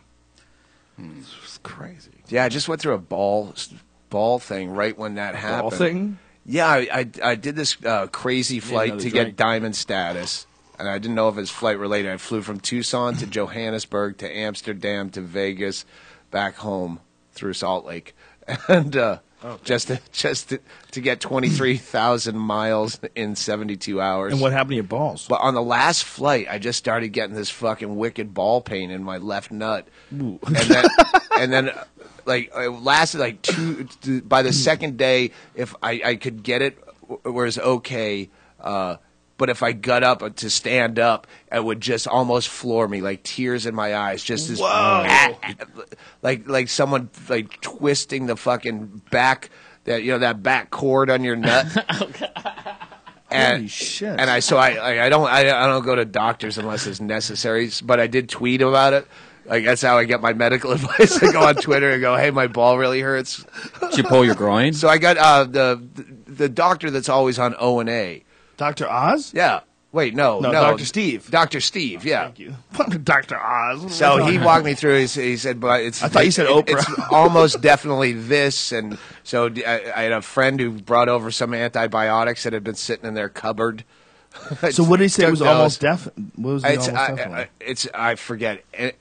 Epidemic. It begins with an E, and it ends with an ITS. So you never went to a doctor. You just talked to Dr. Steve. Yeah, I talked to Dr. good. Steve and found a lady in town that had some meds? stashed antibiotics, and I didn't take the full run, but Well, you have to do Yeah, that. Oh yeah, God. but she didn't. You're gonna cause AIDS. You're gonna cause super AIDS. Yeah. Do you know the whole deal? You know, you're not dumb. Yeah. You know the whole deal behind that, right? Like the antibiotics. The reason why you have to take the full dose. Yeah. Yeah, you create stronger strains of bacteria to the point where they can't be treated. That's where MRSA comes from. Yeah, well, it's in my balls, and I don't really fuck anymore, so I figure it's safe. You say that, but it could get out. They could creep out of your underwear in the middle of the night, crawl down near your ankles, and then fucking jump free when they're close to the ground. And then you're walking through tall grass, like it's time to make our move. It's like a heartburn commercial. Jump off, It's and then they jump on a it's baby. still living on my jock strap because I said, well, make sure you're wearing something supportive. I was wearing a jock strap that I'm still wearing and haven't washed. This is 2.5 weeks later, but when it was like in full bloom, like I couldn't push a piss, I'd piss. But when I get to the end part, so yeah, I am wearing a filthy. To this day? Yeah. Why? In this chair. Why? Why? To keep my balls close to me. I'm scared. You Once scared you go to let through 'em ball go? pain, yeah. Scared My to balls relax 'em? hang so badly. Do they hang bad? Just get Ridiculous. some underwear just one size too tight. I did that, but I'm wearing the Pull 'em up jock snug. strap just Jock to be strap. safe. And you don't wash this thing. You just keep I wearing haven't because I didn't want to be without it for a laundry it. cycle. You need to go to a doctor. It's like Okay. my You need teddy to go- bear now. you need to It's go like to that- Duncan's doctor. It's like my pig pen blanket that I won't give up. It's your gaki. Oh, no. Maybe you should just buy more of them, though. Like, who's that guy? Yeah, I should. Yeah, I should do you a lot of change things. those. I You should make listen to the money. fucking McAfee Rogan podcast. I've been busy. I've been dealing with fucking legal briefs. Yeah, is this because you can't say. Yeah, I'll talk, but after. Well, after. Yeah, we'll have to discuss this because the whole thing is pretty fucking hilarious. It is wicked fucking funny. I like to hear it. Do you, you're not involved, you don't do any more of that trolling for pedophile shit that you used to do No. on baiting.org? No, but it's mentioned in the legal brief. Is it really? Yeah, I'll show you. Oh, that this is like standard characteristics of Mr. Yeah. Stanhope. Yeah. But in the end, I mean, as long as you can talk about it on stage, it's so worth it. Whatever you have to pay. Yeah. Oh no, there's footage that we need to get released. It's on really? tape. It's fucking complete Chris Hansen caught on tape. Wow, that's hilarious. That is hilarious. That's funny. How? Okay, we can't. Yeah, talk yeah. about this. The We're new wasting, subject. We're wasting Here- our fucking here, time here. yeah, do something you have planned. I have to piss really, really bad. Okay, you go ahead and piss really, really. Go to bad. break. We're going to talk about school shootings. We're going to cheer everybody up.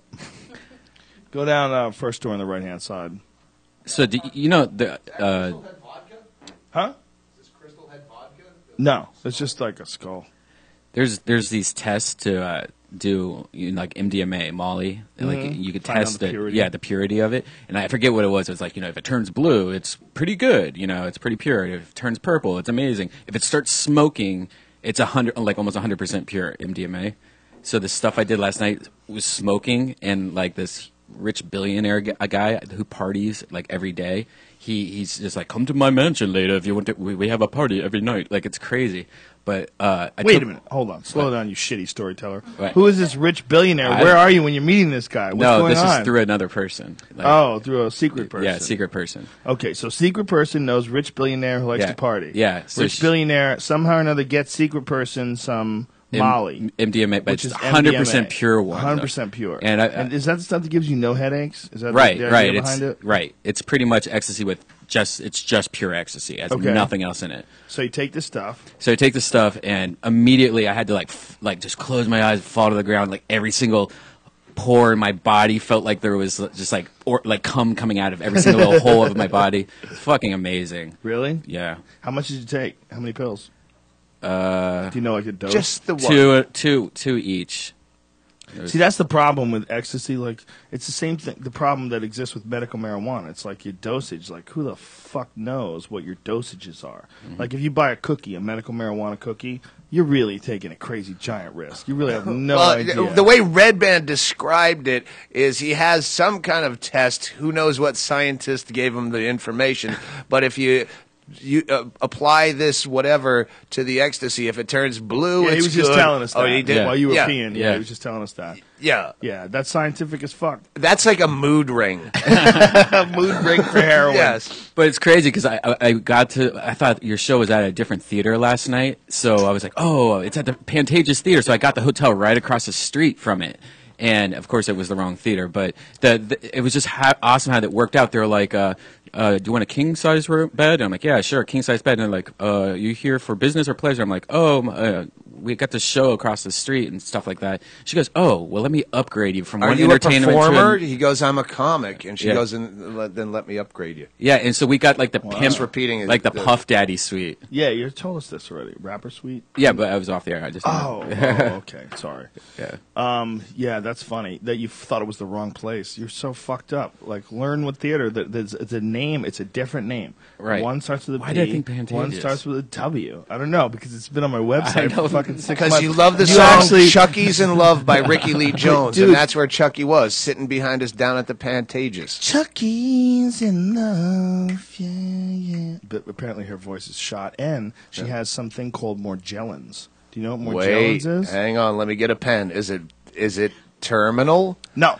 I need my death pool. I got to get my death No, pool picks ready no, for 2013. No. Morgellons is what they think is a crazy person's disease. They don't know what the fuck this is. But apparently it's fibers that are embedded in people's skin, and you can pull them out. Not only can you pull them out, but somehow or another they're related to nanotechnology, and they actually vibrate with music.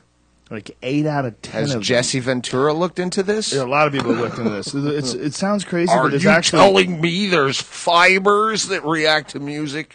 You're telling me that the Pentagon was hit by a plane and there's fibers in her arm. As a former governor, a why am I former not Navy SEAL. allowed to just walk into the CIA and go through your files? I'm a Navy SEAL. Why can't I go to Area 51?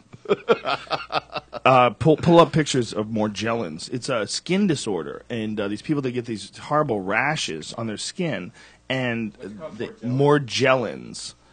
And Morgellons disease, well, Joni Mitchell has it, and some famous baseball player has it, and if you look up images, it's like the people have pictures of this shit. It's really strange. It's they're these tiny fibers, and these people they have like scabs on their skin, and these fibers grow out of their scabs. You see that shit? Well, there's doctors that have they've done tests on these things. They don't know what the fuck they are, and they think that it's related to nanotechnology and with nanofibers and clothing and all these different things that they can self-assemble somehow. Under the right circumstances, they can self-assemble, and when they do, the problem is these things are moving and dividing and growing inside someone's skin. I hate when you're smart. That's not smart. This is repeating shit that smart people have I know. figured That's out. I know. I hate that you remember all that shit. I read a book about something smart, it's gone. As soon as I shut the book, my fucking head is completely empty again. I find that documentaries, for whatever reason, I can remember things more from documentaries. Exactly, than I can and from books. I've always used that argument about people who are fucking. Oh, well, you pick up a book every now and then. I don't remember it. Visual, I see something on TV, it sticks in my head more. It's a more engaging medium. It's like what I was talking about last night when people talk to you about Game of Thrones. Like, oh, you should read the book, or you should read the book. They're so much better. I'm like, how the fuck could it be better? I'm looking at naked people and dragons.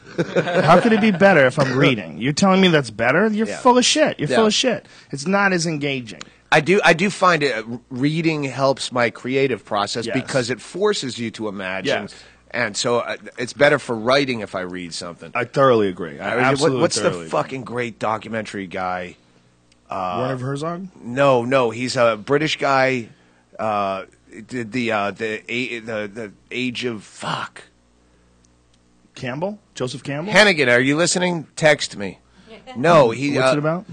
The Age of Self. That was a 3-part series. Fuck. Oh, I know. Is it Chris something? Never mind. Age of Self. Century of Self. Century of Self? BBC. Yeah, what's his name? He's fucking brilliant. Hold on a second, I'll find out. Was it a BBC show? Yeah, no. Century of Self, BBC. Robert Hold on. Wyatt. Is that his name? What? No, it's not. Adam Curtis? Yeah, that's it. Adam Curtis. Adam Curtis. Okay. That guy puts out some really good shit. Does he? Yeah. There's so many guys out there now putting out some really good shit. This is like really, really interesting times. You know, between like Neil deGrasse Tyson is like the first like mainstream celebrity new scientist, and it's cool because he's black. He's black and he's funny. You know, he's black, he's funny, he's relaxed. He has to have an earpiece too, just like our fake Dr. Phil. No, he's a real fucking super genius. He's cool as shit, man. That guy's badass. Hennigan, Adam Curtis texted. Bam, boom, perfection. Yeah, say, hey, Sussman, text me something. Huh? Sussman? Yeah, he doesn't really text that much. He's not really a texter. He still has a flip No, I'm just phone. always pitting my manager against your manager. Well, your manager wins in that circumstance. But Google beat your manager, so Well, that's one thing when you try to put Red Band against Chaley. I'll lay money on that as far as What will you lay money on? Chaley, my guy. This is Over I'm what- calling doing what? back to our last podcast. At Right, the, but doing what? Doing what? Well, whatever I was talking about, and you said, "Oh, fucking no, there's no way as good as RedAnd." You I think go, you're? Wait a minute. You think your podcast guy, whatever the fuck your guy is as good as this motherfucker? As good all In around, anything? tour managing, Oh, podcasting, sound. Listen, that's a slave. You have a slave. Brian's not a slave. He's a specialist. No, this guy's He's a a specialist. podcast master / tech wizard / silly bitch. He does it. See, he's actually entertaining. He's Oh, on the show. He helps the show out. Your guy can suck it. He's no way. No. All right. Your guy's not as good. There's no Well, way. we'll- Your guy we'll is have not to as good set as up Red some Band. kind of Red Band has Olympics. 70,000 Twitter followers for a reason because he's beautiful. Look at him. He's awesome. Couldn't do without that motherfucker. Don't you tell me your guy's as good as him. Oh, yeah. Your guy's a He goddamn is. slave. Your guy goes All right, out and washes your car. my guy couldn't open the show. You guys washing your car. You guys out there I got fucking hate mail fixing from- your toilet. I got hate mail This from- guy's a specialist. He's an artist. It's disrespectful to you right now. I feel very disrespectful. Well, I just want him to bet. You your started son. it. I wasn't. I never. I What just do you- said he was the what's best the bet? road manager. Well, listen, we'll give all the money to the homeless porno stars or something. Okay, we'll get all the money to Brian. Yeah. Yeah, Brian can do comedy. The only my problem with my tour manager is everyone hates. He dresses goofy like me Right. when we go on the road. We went and bought me and Junior Stopka and Carlos Valencia. And Bingo and Chaley all on the road. We stopped. We saw a pimp, original Kings of Comedy suit store. Nice. So I went in and we bought everybody, including Bingo. Big long shoulders and everything, wide shoulders. Yeah, we all got white except for Junior. He's the only because they're all built for fat people. Right, right. So the rest of us are small. So we had to get white with different. I had pink and Chaley got black and Carlos got purple. Like Junior's like 6 foot something. He looks just like the Indian from One Flew Over the Cuckoo's Nest. He looks like a retarded Mitch Hedberg, like a misshapen head. Mitch Hedberg, long stringy hair, and she got aqua blue But Chaley, like, he'll dress like me in these ridiculous leisure suits, but somehow people take him seriously. And I get a hate mail from him just going up to introduce the show. Welcome to the show. Turn off your cell phones. We have a great show for you tonight. And and someone emailed me, and that first guy with the fucking weird mustaches, he fucking sucked. Like, he introduced the show. Yeah, but people know when someone sucks, even when they're just introducing somebody. Okay, your guy can't fuck with him. This guy gets standing ovations when he goes on stage. How dare you? How dare you pit your slave up against my master craftsman? Oh, no, my guy's the fucking, he can How play dare you, any right? bass. How dare you? My guy can play any bass in the game. Go play in a fucking band, stupid. Go play in your he band. can do that, too. How dare you play any He's bass? in a band. Yeah. He's in a My band. song I He wrote, does Olive Garden promotion. Butthole's been remade 5 times. It's huge He in gets Germany. paid. It's almost He as big as fucking David works Hasselhoff. security. Yeah, that's good for him, man. He's delivering newspapers, too. That guy's a slave. You got a slave. You're taking a slave and you're putting him up against a specialist. That's ridiculous. Brian Redband's legit. How dare you, sir? How dare you? He's mad. Doug's just mad at me. Well, he treats this guy like a slave. He's wearing Remember old last time underwear. I I'm was just here? promoting my He guy. sends the guy out. He sends the guy out to go like, fucking take gum off his tires and shit. Hey, Death Squad, I hope that at Junior Stopka has 50,000 fucking Twitter followers by now. Well, I don't even think. I'm Duncan glad you has heard about that 50,000, organically. Yeah. Yes, totally organically. Everybody was talking about it. Apparently, he fucking killed at the Comedy Store. A lot of people saying this is this big guy, he's got crazy hair. I guess. Yeah, well, hair. long like Hedberg, Yeah. but stringy Indian Yeah, version. I just started following him on Twitter. I advise you to do the same. We're only at 1,134 fucking followers. I think by the end of this show, we can at least get him up to 2,000. I'm not asking for a crazy amount. That's a reasonable request, ladies and gentlemen. Go follow him. It's Junior Stopka, Stopk. And the fucking dude looks funny. PKA. Yeah, Stop PKA. like stop sign and KA. You know why I repeated what you did earlier? You didn't add the A earlier, and then I asked you if there was an A, and you said yeah, and then I did the same fucking thing because see, that's what I'm good at. I'm good at repeating shit. I'm stupid. It's a fucking ruse, ladies and gentlemen. But there's a picture of Junior Stopka in his Twitter file, and he's smoking a cigarette, and his hair is long and pulled behind his ears. 2 shitty choices in life. He really has no choice what to do with his hair. You know, Why? you see his hair and you go, that's just going to lay like that no matter what. Unless you get a giant crazy perm. Unless you got some like Eddie Bravo spiky thing going on, maybe you could do that. Do you know Possum Man? No. All right. But he looks kind of like Possum Man for you hardcore Hedberg fans. What is Possum? Possum Man Is that was- Junior Stopka right there? That's Junior, yeah. Whoa, that's a face and a half right there, son. Holy shit. Is he part Korean? Hey, nice to meet you. The fuck? Is he part Korean or part Frisbee? No, he's just straight up retarded. It's great. He is so fucking good. Where'd you pick him up? Chicago. Yeah, isn't Ritter, that- did you work for Ritter ever? No. All right. One of the things I was saying, I did this a bunch of interviews yesterday because my new special just came out, and I had to do a bunch haven't of these seen it. things. And but one of the things I was saying was that like a real network, like Death Squad, like we actually have a network, and it's not official, but it's not like written down in a contract form or anything. But what it is there's a network of people that are really funny, and they're all connected with each other. And like if I tell you about Duncan Trussell, it's because Duncan Trussell's hilarious. If I say, hey, go listen to Bill Burr, I'm not steering you wrong. I'm telling you about like really hilarious shit. And that's what I heard about this Junior Stopka kid. I'm like, Doug Stanhope's taking him on the road with him. He's got to be funny. Yeah. And then it was like, this guy's hilarious. And then boom, it's like everybody's talking about him. Ari tells me about him. Duncan tells me about him. A couple people tell me about him. And it's like, I love that. I love that is a real network. Is that comics are getting support from all these other like you're greenlighting them. You know what I mean? Like you're like this kid's greenlit. He's Well, we opening took for him on me. the road for his first legitimate road trip.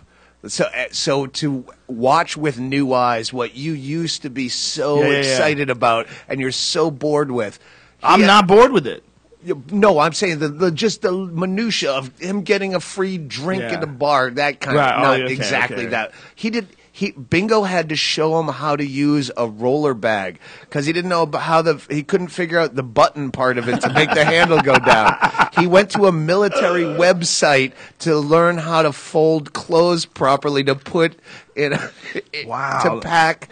You know what? Can we play some of his shit online? Yeah, let's play some of his shit. I've never found anything where the audio is any good. That's Brian being silly. No. Is that the real sound? He's got 2 YouTube things open. Do you got another YouTube thing open? Yeah, he's got What are Rizzle you Kicks. listening to? That was the Rizzle Kicks. Please cancel that. That's killing our bandwidth, son. Cigarettes. I see a lady reverse following me.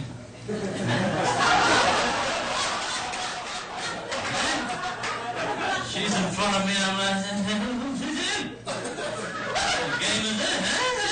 Oh, this sounds sucks. Yeah, the audio Yeah, is there's really nothing bad. good on YouTube. Well, that was me until I put out my first CD. I didn't have anything good out there, It's funny that we never would really think of, you don't want to think of that somehow or another we're from a different era, but we really are. Oh, fuck yeah. We came up in the era of no internet. Yeah, we had to send a VHS tape to a club to get booked. It's hard to really wrap my head sitting here in this office that we're renting out just to do the internet. With our Brian and Ari and and everybody attached to us. Our whole lives completely different just because of the internet. Is it Jim? This guy right here? That's Jamie. Jamie. All right. Well, it's Brian and I, and then you motion to him. I'm waiting I for didn't someone even to mean say his him. name so I don't call him I didn't that even guy. mean him. I meant like all the people that were there in the beginning of this whole craziness. It's like it's all because of. I need to back up just for. Okay. What was the giggle? Yeah. Yeah, the giggle was that wasn't Hennigan that texted me. So I can't put Hennigan against Sussman anymore because I just assumed some guy that has my number. You can't put Hennigan against Sussman because Hennigan would probably crack under pressure, and Sussman's got fucking antifreeze in his veins. Trust me. Yeah, but fertilizer. That's the reason why you call Sussman has the cleaner. other clients. Brian works he's got, solely. You know how for many me. clients he's got? How many? One. Really? Yeah. You have the same deal? No, he's got one other client. Oh, like no literally. shit. Yeah. Nice. There's like another guy who's a director, All right. and he's pretty low maintenance, but it's All right. like it's 3 people in the All right, entire good. agency. All right. Yeah. Beautiful. Yeah, they don't fuck around. Sussman's the cleaner. But He was fucking strong on the Mad Show. He's wrong about a lot of shit too, though. He told me not to have the Fleshlight sponsor the podcast. Oh yeah. He doesn't like me talking about this. And I Yeah, apologize in advance. Brian talked me into doing that Oslo DVD. So What was wrong with the Oslo DVD? I didn't like it. It was fucking brand new material. That if I did that same material 6 months later, even it would have been a fucking great. Yeah, honestly, that wasn't one of my favorites of yours. No, I hated it. But and I worry sometimes when someone puts out something that, like, man, like maybe like they're losing enthusiasm or their health's not good. But then you came back with before turning the gun on himself. Holy shit, was that good? In my car, listening, clapping, and laughing while I'm driving. That's what we did when we listened to your fucking Jamie Kilstein podcast. We were in the van with Junior and Carl. We were jumping out of our fucking van seats like fucking unruly children going to a special school. Well, you never even saw the Jamie Kilstein delusion videotape that this kid, Brandon, a.k.a. the Mischief Maker, on YouTube put out. Kilstein went on his podcast. Oh, yeah, no, I did after. see that on YouTube. That Yeah. was fucking crazy. Yeah. And that was sad. There's 2 parts too. I don't know if you ever watched Yeah, I this. can't watch the rest of it. It's just sad. It ran its course. Yes, it ran its course, and he was talking about it recently on a stage, and he said that he was on a news channel. I mean, the way he described the situation was that he was on a news station, and that he was saying that rape is bad, and that he got all this hate from the internet because of it. I was like, wow, you talk about like painting a fucking biased picture of what actually happened. The idea to me is this is gonna drive me crazy to the end of time. And one of the things I loved about Bill Burr, there was a video that I saw of Paul Provenza's show, The Green Room, and Bill Burr was on there with Liz Winstead, and they were debating back and forth about the whole Tracy Morgan thing. And he's like, what was this, the best stenographer in the history of the world? This fucking guy remembers exactly what he says after a whole hour set. He can tell you exactly the word for word what this guy said and the context in which he said it. Get the fuck out of here. And I was like, thank you. And then the other That was part, on the Green Room? Yeah. And I so love that Bill did that. But the other thing that drives me crazy about this whole like shit, like the Tracy Morgan thing, and it relates to this, is that everybody wants to pretend that there's not an art form in saying unbelievably ridiculous shit that you don't really mean. Yeah. It's a fucking art form. It's just like NWA talking about shooting cops. They're not really shooting cops, okay? They used to be in a fucking band where they did like disco, okay? You know, they're just, this is an art form. This is what they're trying to sell. And with a guy like Tracy Morgan or a guy like Brian Holtzman or Dice, Have you had Holtzman on? No, we gotta locate him. Apparently, he's a meter maid or something. Yeah, Got but like he a was. regular You said he job. was just out since the fucking Newtown shooting, talking about it at the comedy he? store. I didn't thought say you that. were. No, I didn't say that. I thought you were saying he was like those kids were bad. No, that was Susan Smith. He was talking about the woman who drowned. I thought you said. I thought he was out doing like. Oh, he would. I'm sure he has. Yeah. They banned him from the comedy store Yeah. after 9/11 for like a week because they knew he'd say the bad thing. He was saying the bad things. The Susan Smith thing was the woman who drowned her Yeah, kids. I remember. That wasn't. All right, the, I school I heard shooting. a half a conversation. Oh, And I okay. assumed when you said, and he's up there on stage saying these are bad kids anyway. I assumed. Like people like Liz Winstead in that video, that shit infuriates me. The idea that you're going to pretend that this is a statement of his opinions and not a ridiculous is over she? the top. She created the Daily Show. She's a very intelligent woman. I know, but, like, super what's her bright. roots? She's a stand-up. She started out as a stand-up. It's like Chelsea Handler. Where did she come from? Did they Chelsea say what Handler she was? is, again, she's a good comic, man. She was a very good comic. But I I've always never respected heard of her ever as a comic. Oh, I knew her. I knew her from the store. You know, I always respected her as a comic. I think she's she'd funny. be great to get hammered with. Yeah, she's a badass bitch, man. She's a badass bitch. She's legit. And so is Liz Winstead. She's legit, too. I mean, she's really brilliant. But she also, like a lot of brilliant people, she's, like, incredibly, like, rigid and stubborn in her ideas. And this idea that, look, there's a weird idea that if you're in somehow or another making fun of anything gay or somehow or another making fun of anything that has to do with women, that you somehow or another, especially coming from the point of view of a white male, which is like we are judged as always being the most fucked up in our beliefs, the least deserving of any slack. You know, the white male is like the real problem in this society. So when a white male is making fun of gays or women, and so all of a sudden you are anti-gay, or all of a sudden you're anti-women, it's completely ridiculous. And I could see the fact that a lot of people feel like there's some back work to be made up when it comes to like the gay community. Like there's some damage that needs to be covered, because it must absolutely suck to be gay and have to deal with all these fucking people that have an issue with what your natural desires are, with a bunch of other people that are the same natural desires are. With the same natural desires. It's so stupid. So I can see this wanting to protect and defend them.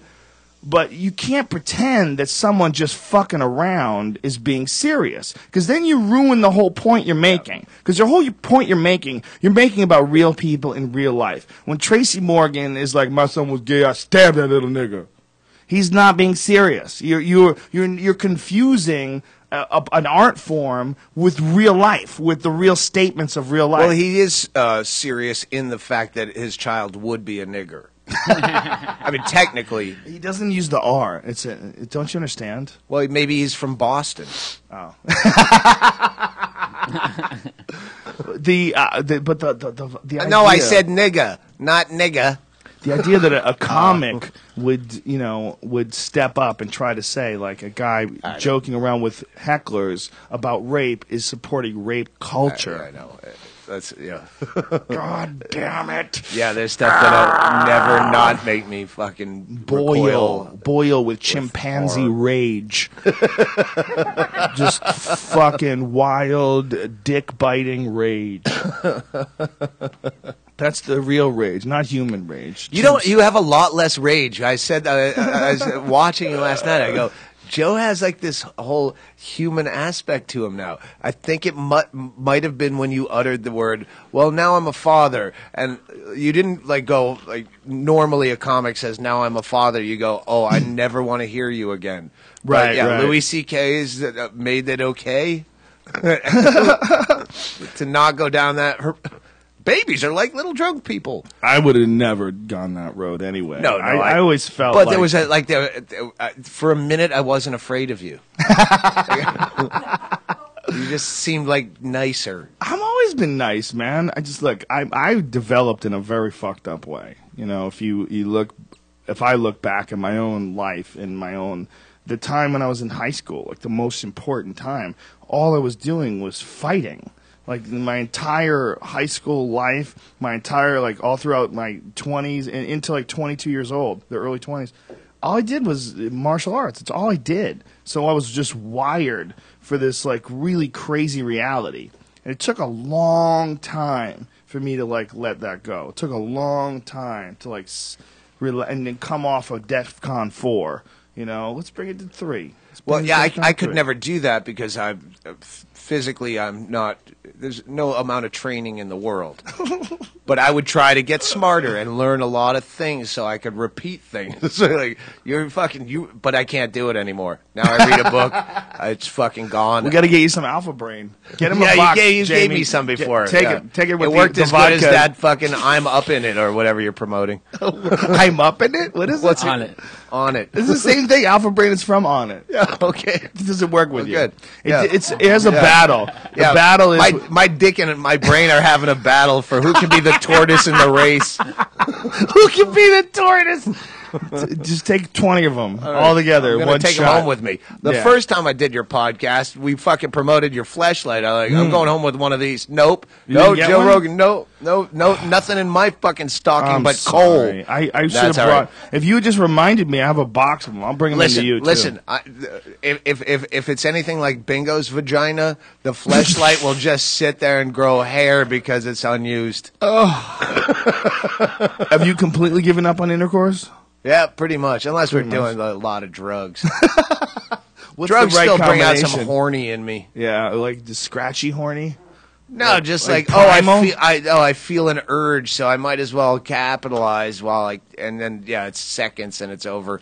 We tried to fuck once in Oregon, I remember it. And it was so like stupid and pathetic. We just burst into fucking laughter and rolled over. Like, all right, let's just ride this out. Wow, that's amazing.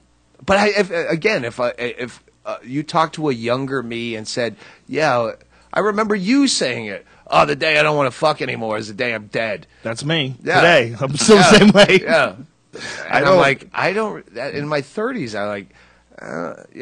it was even then. It was still kind of fun if someone wanted to fuck you on the road and they're hot and it was quick and easy. You should go to a. But that was more about ego than actual. Right. But I don't. I don't miss it. The road pussy was like keeping score. It's like I'm successful. It's like fucking Red Man today showing pictures. Easy. What happens off the podcast stays off the podcast. Omerta. I didn't say about last night. I meant from another time. Another era before cell phones. There's a drawing on his phone. Yeah, I know what you're talking about. It's look. It's at the end of the day. It's like it's not an essential value. You don't need to fuck, and a lot of it is absolutely pointless. I enjoy and a lot the of shit it out is of it. winning. It's a fucking It's a sense it's of a score thing, sure, and it's also like a reinforcement, knowing that people find you attractive and still want to fuck you, and when you actually people touch a girl's offer me pussy, drugs on the road because they love you. Even if you're, hey, you want to smoke a joint? I go, I don't smoke, but the day people stop asking, I'm right. gonna, yeah. The day people stop wanting to fuck you, that's that sad thing where MILFs are dropping hints. Well, we don't, we don't have to stay here. Oh, we could get out of here. I mean, I'm just saying. The worst is when chicks that you would never fuck in a million years. Like, but they're your age, so you should be fucking them. And you're like, ooh, I feel really bad that I just realized that I should be fucking someone like you. Have you ever run in into real life one of your old girlfriends and she's like 45 now? Oh, it's terrible. It's the fucking worst. That have lived a normal Massachusetts life. Oh! They're the lunch lady now. There's something That's about the fucking lunch lady. Shoveling snow makes you age 3 times as fast. I just got divorced. I got married when I was 20 years old to a girl I knew for 2 weeks that was my secretary in fraud telemarketing. And it was a drunken goof Vegas, hey, let's go get married. And so now I just got divorced finally because I know it's on paper out there. Did you have to pay her anything? No.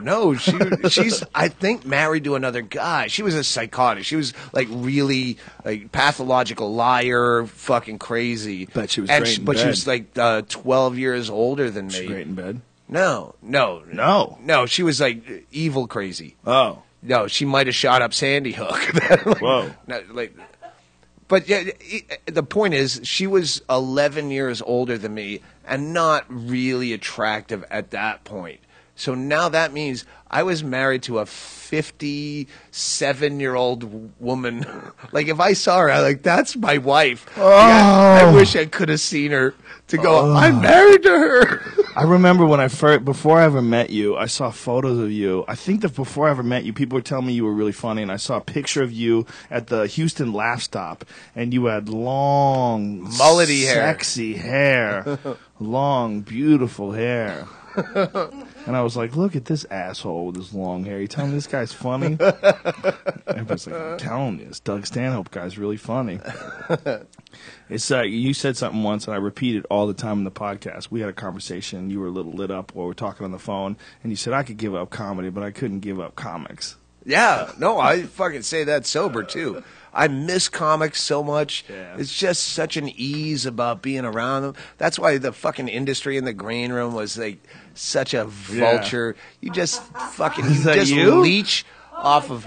Is that you? Oh yeah. That That was even look like you. 1995. God, that doesn't even look like you.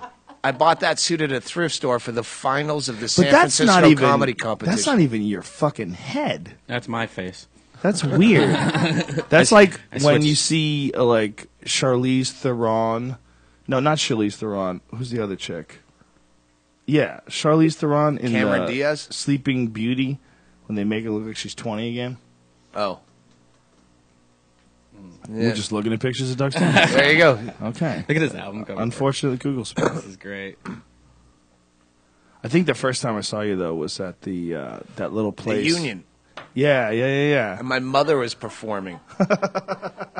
That was that little place that was I on was Sunset, right? horrified. Yeah. It was beside the place that was cool. Yeah. That Jay Davis ran. Yeah. I forget the name of that place. Jay Davis is a fucking hoofer. You're Yeah. talking about a dude who like puts in the hours. He's a late age Josh D. Donato, if I can go to a fucking who actually started Largo, and then when it became cool, fucking cool people took it away from him. You're like, listen. and go, all right, thanks for throwing all those flyers on cars for 3 months. we gotta Now we're move taking- on to greener pastures, son. Yep, Yeah, that place, that little small tiny place. That was the first time. that's where I met Renee, my Yeah, I remember. my latter day wife, the Nancy to my Sid, the Wanda to my Bukowski. She. I still like her. that She girl hasn't is- talked to me in years, but She wasn't a bad person. She had a couple of issues. She wasn't a bad person. I liked her because she liked Ween. yes. I always thought Ween was Weezer until like a week ago. Yeah. That hash right, pipe song. I love that hash pipe song. I got my hash pipe. I thought it was Weezer. Oh. You know? Hang on. Here's Yoko to sing Ween.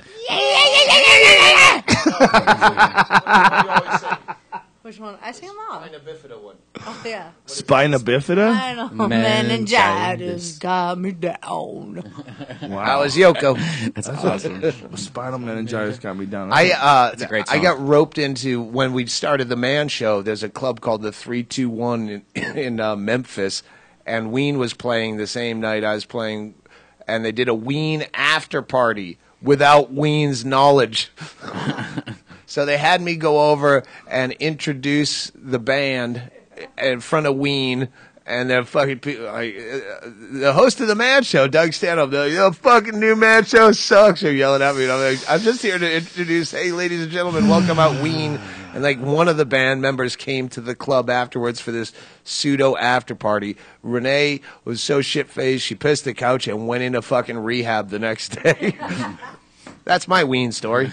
Yeah, that would be unfortunate. The last thing you want to do is go on stage in front of a bunch of people after you just replaced some people Yeah. on another show. The replacing people. If we just had the Doug and Joe show, it would have been wow. Back then, it would have wouldn't sucked worked anyway. It wouldn't have Now, worked anyway. now with the just in that The amount internet. of time, which is 10 years, I guess that is a Yeah. lot of time. Look, if But- we wanted to do something, what we could do now is we could just produce it ourselves. Just release it entirely on the internet. Exactly. That's completely possible. I'm out of my record contract, and now I can do fucking DVDs, Louis C.K. style. Oh, really? Okay. Fucking You Louis gotta- C.K. Hey, fucking return a call, cunt.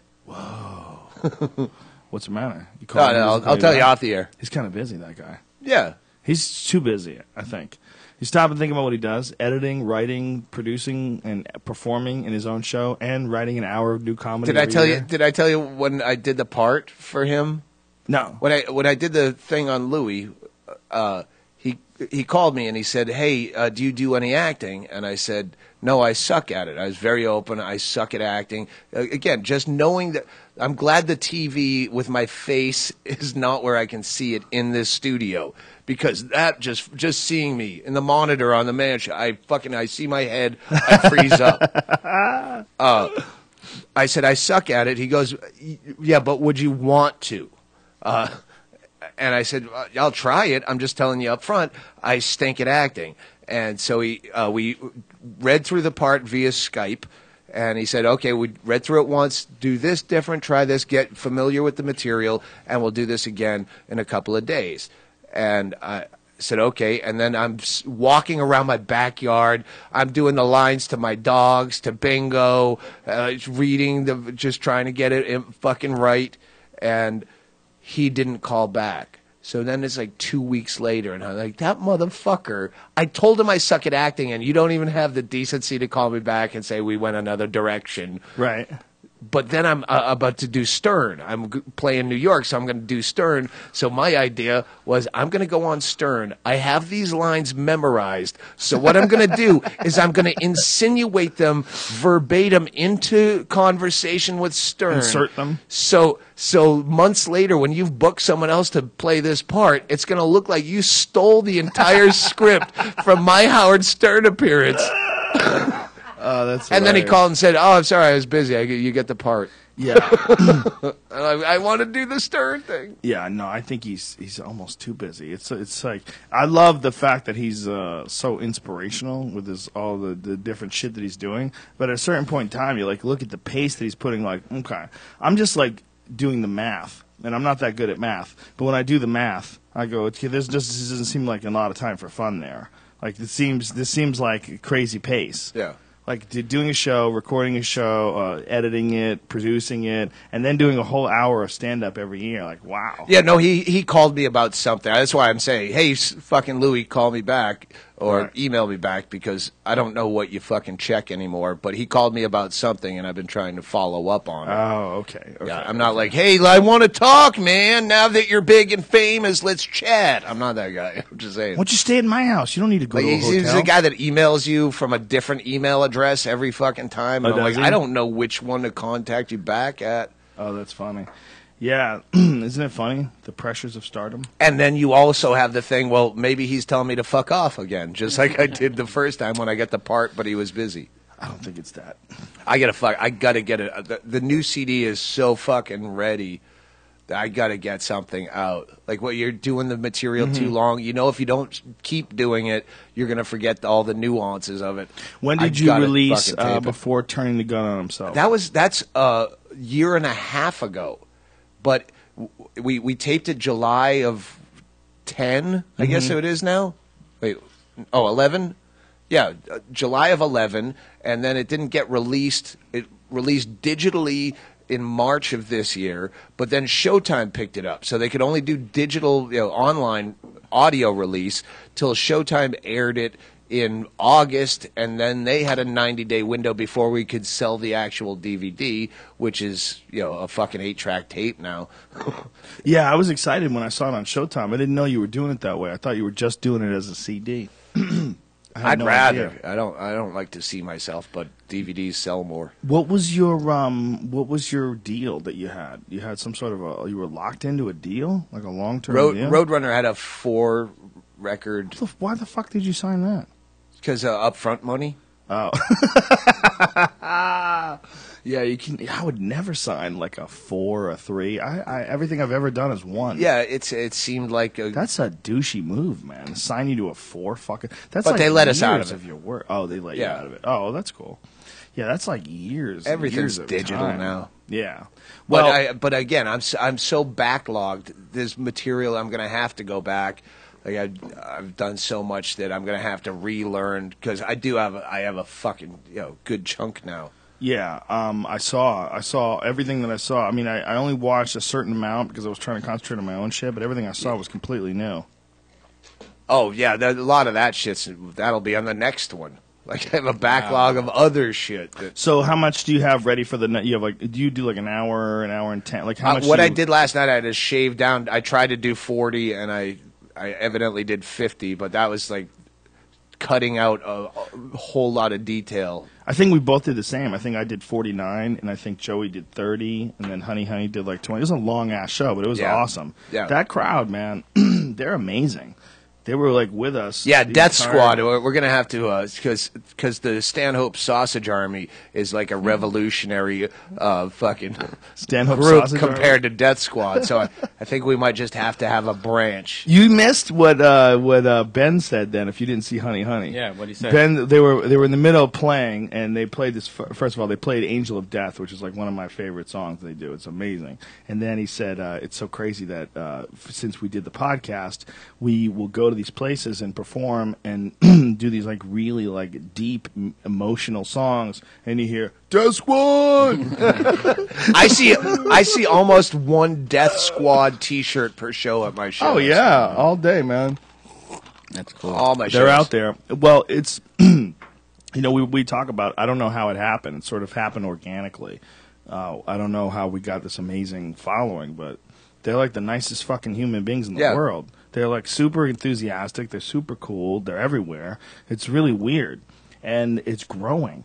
And the crazy thing is you get these like-minded people that come to these shows. That's one of the more interesting things about it is these people that come to these shows, they're like really friendly, open-minded people who are like, and it all comes from the podcast, all of it, 100% of it. I mean, a lot of them were fans of my stand-up before, but this movement all comes from the podcast. But when you realize that kind of power, when you get those people together on an anonymous level, I fucking love Anonymous so much. Yeah. Where you can actually fucking Enact change. Yeah, and not, let's go to the polls or picket a thing. No, let's do something weird and funny. Yeah. Let's fuck with it on a creative level that is actually art. Well, but in Anonymous's case, it's like you got to be really careful. If you're a company and you're doing something shady, they'll take you down. Oh yeah, they will go they'll into find your a way. infrastructure. They'll figure out a way to hack in your system. That's why you have to do it creatively. I'm an armchair revolutionary at this point. At any point, really. Well, no, I'm not getting take up fucking arms tear gassed at the WTO riots. It's not my thing. I don't run quick. I'm fucking. I'm easily winded. But you can do funny shit. Where I've seen what my fucking fan base will do when that guy was stealing my shit online, and they decimated him. Yeah, there was a guy, for folks who don't know the story, somebody sent Troy Holm was his name, HOLM. Somebody put it up on my message board when Doug found out about it, but there was some character that was taking all of Doug's rants and bits and putting them on a blog, like verbatim, like taking exact like transcripts of CDs or blog updates, and then promoting it on his Twitter. Come read my tales of real life perversion and drugs, and it's. He's trying to like make himself into some fucking Hunter S. Thompson character. No, fucking worse, like a fucking half-ass Tucker Max, and that's a quarter of an ass because that guy is the worst piece of shit in the fucking world. Do this, Death Squad. Fucking referendum. Don't do Anytime you're in an airport or a bookstore and you see a fucking Tucker Max book take another book and put it in front of the stack because they always front load his books, and just so no one ever sees the book in the airport. What's wrong with Tucker Max? He's just he's a Joe Francis from Girls Gone Wild type of douche. You don't have to do any research. You know immediately he's that kind of fuck that just gets off on people hating him. All you have to do nowadays to be famous is to be easily hated. That's what all those reality shows are about. They just put a dick on the reality. Are you going to watch American Chopper? Do you want to watch people weld for 30 minutes? No. But if someone's going to be an asshole to someone else, and that's creating this influx of people who are like, I want to be an asshole so I can be famous. Yeah. I want to be a fucking Paris Hilton Kardashian asshole. Anyway. You know what I find fascinating? When people learn. When they try that and then they learn. And what I really saw that was with Camille Grammer, who was Kelsey Grammer's ex-wife. All right. And it was, she's on the Real Housewives of Beverly Hills. And one of the things, they would have each character go out and say who they are. And it's like, I'm finally stepping out of my husband's shadow. And for what? For being a cunt. And that's what she was. For one season, she was a cunt. She was a ruthless cunt. And the backlash, the fucking repercussion, the blowback was so intense that she completely switched it up on the next season. She's like, I'm done with this. I don't give a fuck what you do. I'm a sweetie. I'll give you a hug. I'll send you on your way. She didn't want any more negative attention anymore. It's like the first season, all she was doing was talking shit. She was married to her husband, and she was like riding on motorcycles with other guys, like her friends that were like struggling actors. I'm like looking at this like, this is disgusting. You have to have people in the industry that work on these shows. Any fucking dirt you can email me anonymously about the fucking reality shows and how exactly they're staged. They're all staged now. I mean, the one that they did at the Comedy Store when Ari did it. Duncan, God bless him, quit his fucking job. They wanted him to be in on the reality show at the Comedy Store, and rather than be on television, Duncan quit his job answering phones. For real, he's like done. Duncan has to be making a decent living on the road now. He is now. Yeah, it's really recent. It's over the last year or so. It's crazy. And that's, again, the podcast, introducing people to his podcast and his podcast taking off. And, yeah, it's amazing. He makes a living now selling his posters and T-shirts and then doing gigs. Like, fuck, we got to get posters. That's you need to reprint that one, Doug. That's one of my favorite posters. Yeah, and every time he had on the one where it's all made out of like heroin needles and drugs. All right.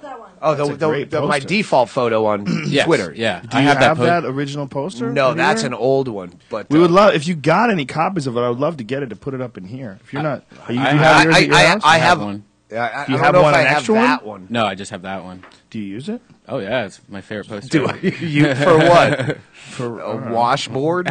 Jerking off on. That's what I was thinking. Just take if you can get us a copy of it, though, man, I would love to put it up Yeah. in here because Ari just gave me one of his posters. I'm gonna have it framed and put up in here. And I know a lot of comics used to do it, but I get headshots. But no one has headshots anymore. They don't exist anymore. I want to right? do that for my house, but get a comics headshots and put them on the wall like the old ones. Yeah. I got really old ones from the Warner Brothers days from 1999. I'll get you one of those. No, of you? Yes. Yeah, yes. fuck yeah. I would love to get everybody's oldest headshots that they have. The most embarrassing ones. I don't know. I don't have them anymore, but I had some ones where I had a leather jacket on, like a tank top on. I me, got and some had bad earrings. ones. I look sexy as Really fuck. bad. I have one of me standing in a swimming pool in a suit up to my chest with a wicked Billy Ray Cyrus mullet holding a glass of wine with sunglasses on. That sounds Because I good. thought it's crazy. Like, 2 years into the business. You know, here's the hack one that everybody tries: the standing in the with the mug shot with your name on it.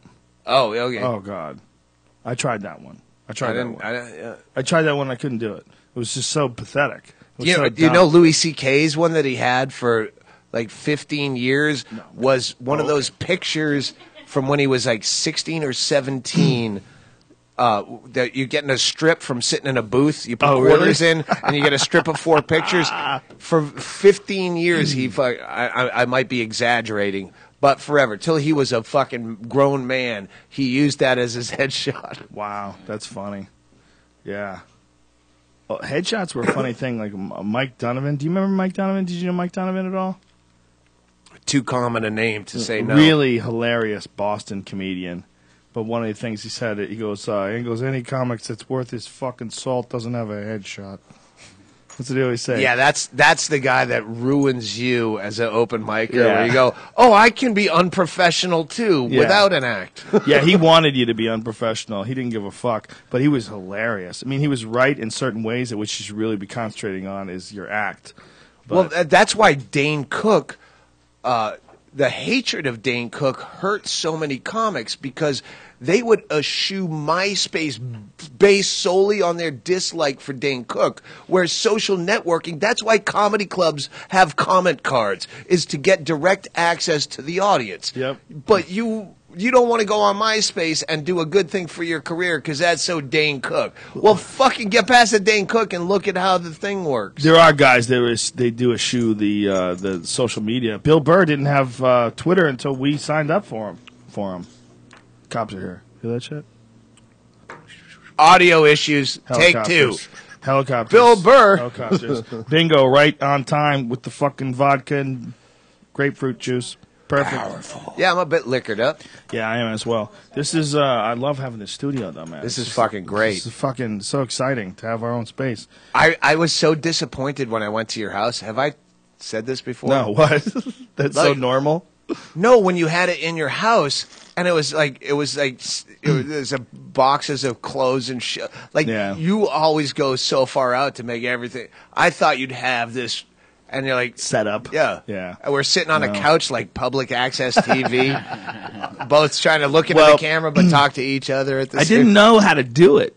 It took a while to figure out how to do it right. At first, I figured out, well, let's just put like a little coffee table and some microphones on it and a couch. That'd be comfortable. But couches aren't that comfortable, it turns out. No, not to talk to each other. No, couches suck. Office chairs are where it's at, like a good solid leather office chair. Yeah, and this. And this. Yeah. This oak table. People like wood. They like wood. Feels good. Feels good to put your hands on it. You did it the opposite of how I do it. I would have the whole setup and then not know how to do it. Like, hello? Well, Hello? that's exactly how I would do it if it wasn't for him. That's why he's better than your guy. I'm not talking about the electronics. I'd have someone else do that. I just wouldn't. I'd stutter and go. This is the. We did that at first. Go back and if anybody wants to, if you're a fan of this podcast and you're listening, go back and watch episode 1. If you have any illusions of how great we are at this, you can see the exact fucking evolution of this sort of thing for us. We were terrible. This in the is beginning. exactly what we want to do at the house. We got the small time equipment, but we tested it. Sounds great, and we have a thing between the dining room and the kitchen is a table this shape. Well, listen, I got a great solution for you. I know exactly the way to do this. How about this? How about we'll pick up the equipment. We'll order everything for you. We'll have it installed in your house. No, we have the equipment. You got everything. We have the equipment to do it right. We tested it. We did a fake podcast, absolutely shit-faced. Do you have an account to upload it? We have all that the stuff? account. Okay, Yeah. so you have everything. Yeah, all I need to do is fucking man up and get on a mic. That's and it? Do it. Yeah. So you're ready. Yeah. Oh, what I was going to say is that we'll set it up for you and put you on Death Squad. Put you on on Brian's network. We can do that too. Well, if you do that, you're going to get I just like have way to more get to the place where I listeners do and it. viewers for sure. People are going to know about it. It'll be something, and it'll be awesome. And right now, he's got Kevin Pereira on, who's fucking hilarious, and you and Kevin Pereira would be amazing if you want to do it that way. I don't. It'd be yeah. easy. It would be easy to promote it. Yeah. Death Squad. Join us. Join us. Join us. See, I think of Death Squad as anonymous. I don't know how it actually works into. Well, listen. actual, Look at the this shit that was on the street, is how it works. The way it works is I call my fans a sausage army. powerful. I call your fans Death Squad. Yeah, it And is We're gonna that. have to fucking. We're But gonna have there's- to succumb to your corporate takeover. Well, we're all the same. It's all Yes. the same. The see, there's Death Squad, which is Brian and Joey and Ari and Eddie Bravo and Tate Fletcher. That is Death Squad. That is all of us. That is Duncan. There's you. You're included. Anybody, but Death Squad, Honey. Anybody who comes on the podcast. Anybody Bert cool, Kreischer, anybody- gotta mention Bert- his name. Powerful Bert Kreischer is unquestionably Death Squad. Except Jamie Kilstein got thrown out. Yeah, he got thrown out. Unfortunately. He can make his way back, but he's got to eat meat. Suck my and dick. something happened along the you line. have to start at Sausage Army, Jamie. Something happened along the line, It's and meat related. You're gonna have to succumb. Anyway, Brian started the DeathSquad.tv website, and Death Squad podcast was sort of like an extension, a branch, and then everyone has their own little branches. You know what I'm saying? Like Ari's got the Skeptic Tank, that's a branch of the Death Squad network, and it's like it's all together. I mean, whatever it means. The word is a weird word. It's more just like an approval of a group of friends. Like it's a noise you make with your mouth that means all of us. We all agree with. And it's something that will come back to haunt you in a court of law. Death Squad. Well, if you called this Death Squad and you're claiming you're not a terrorist organization, it's like a digital Mitzi. I have death in so many of my fucking. I'm gonna be dead someday. Was your first? Yeah. I have death as a theme in almost all my CDs. Before Deadbeat turning Hero, the gun on himself, Die Laughing before Yeah. turning the gun on himself. I didn't even notice. Live from Oslo. That's why I didn't listen. I have the title is the best part of getting the great title for a CD, and that's Yeah. why that one is a shitty title because I knew it was a shitty DVD. Well, Live from the Tabernacle is my last one, and I just didn't know what to call it. I had no idea what to call it. I sat down and I had no fucking answers. I you should have watched called it. me. Yeah, called me. Why though? I mean, Live from the Jack Tabernacle. and Dino. I like Live from the Tabernacle. Where though. is it? It was at the Tabernacle in Atlanta. It's on JoeRogan.net. It just Well, came out I Tuesday. assume it's from fucking Salt Lake City. There's a Tabernacle. The Mormon in Salt Lake. Tabernacle Choir, stupid. See, I would call it I wallet don't know. chains and water bottles. See, Wallet chains and water See bottles? how the more cocktails I have, I don't even know. the more cocktails I have, the more likely I am to call Joe Rogan stupid. Shit gets crazy. I'm fucking 2 drinks away from fucking Taekwondo. That guy that did you see that photo that was on the cover of the New York Post? The guy got thrown into the train tracks. Yeah. And they're like, this man is about to die, and they see the guy like trying to climb out as the train's coming. Did you see that shit? I didn't see the unedited. To me, it was more evidence. Like, avoid conflict at all costs. All right, everybody that wants to mouth off to people in public and want to fucking puff your chest out and flare your ego, stop it. No, that's why you go on Facebook Yeah. and say something awful. Go on YouTube and comment on someone's video and tell them to die in a fire. Yeah, exactly. Oh, you're a big man behind the keyboard. Yeah, because I don't want to get pushed under a subway, stupid. That's what you're supposed to be, a big man. That's called evolution, fuckface. Okay? Yeah. Oh, you're a big man when you have a gun. That's why you got a gun. Because you would have punched the shit out of me when I'm fucking weak. Really, it's amazing. You should really be applauding that someone's figured out how to not have to do squats and eat bison meat for 10 years. Look at that. That's it. Pushed onto a subway track. This man is about to die. That is a fucked up picture. I wanted to say, Jake LaMotta, in all his fog. Whew. Remember when you trained me to fight Tanya Harding? Yes. And you actually tried to train me. Yeah, a little bit. And you laughed hysterically at my complete, absolute ignorance of physical dexterity. She wouldn't sign the boxing gloves that I fought her with because she said, "Oh, people will just put this on eBay." People being me. Right. Wait, I'm the one asking. So you're saying people will put it on eBay? So those boxing gloves have been hanging up in my house forever, and Jake LaMotta, in all his fog, signed them for me. So fuck you, Tanya Harding. You're not signing my boxing gloves, but now they're signed by Jake LaMotta. Now they're worth 100 times more. You're pals with Jake LaMotta. Does he live in Bisbee? Yeah, there's no pal. He doesn't know who I am. I've said, he's come to my show.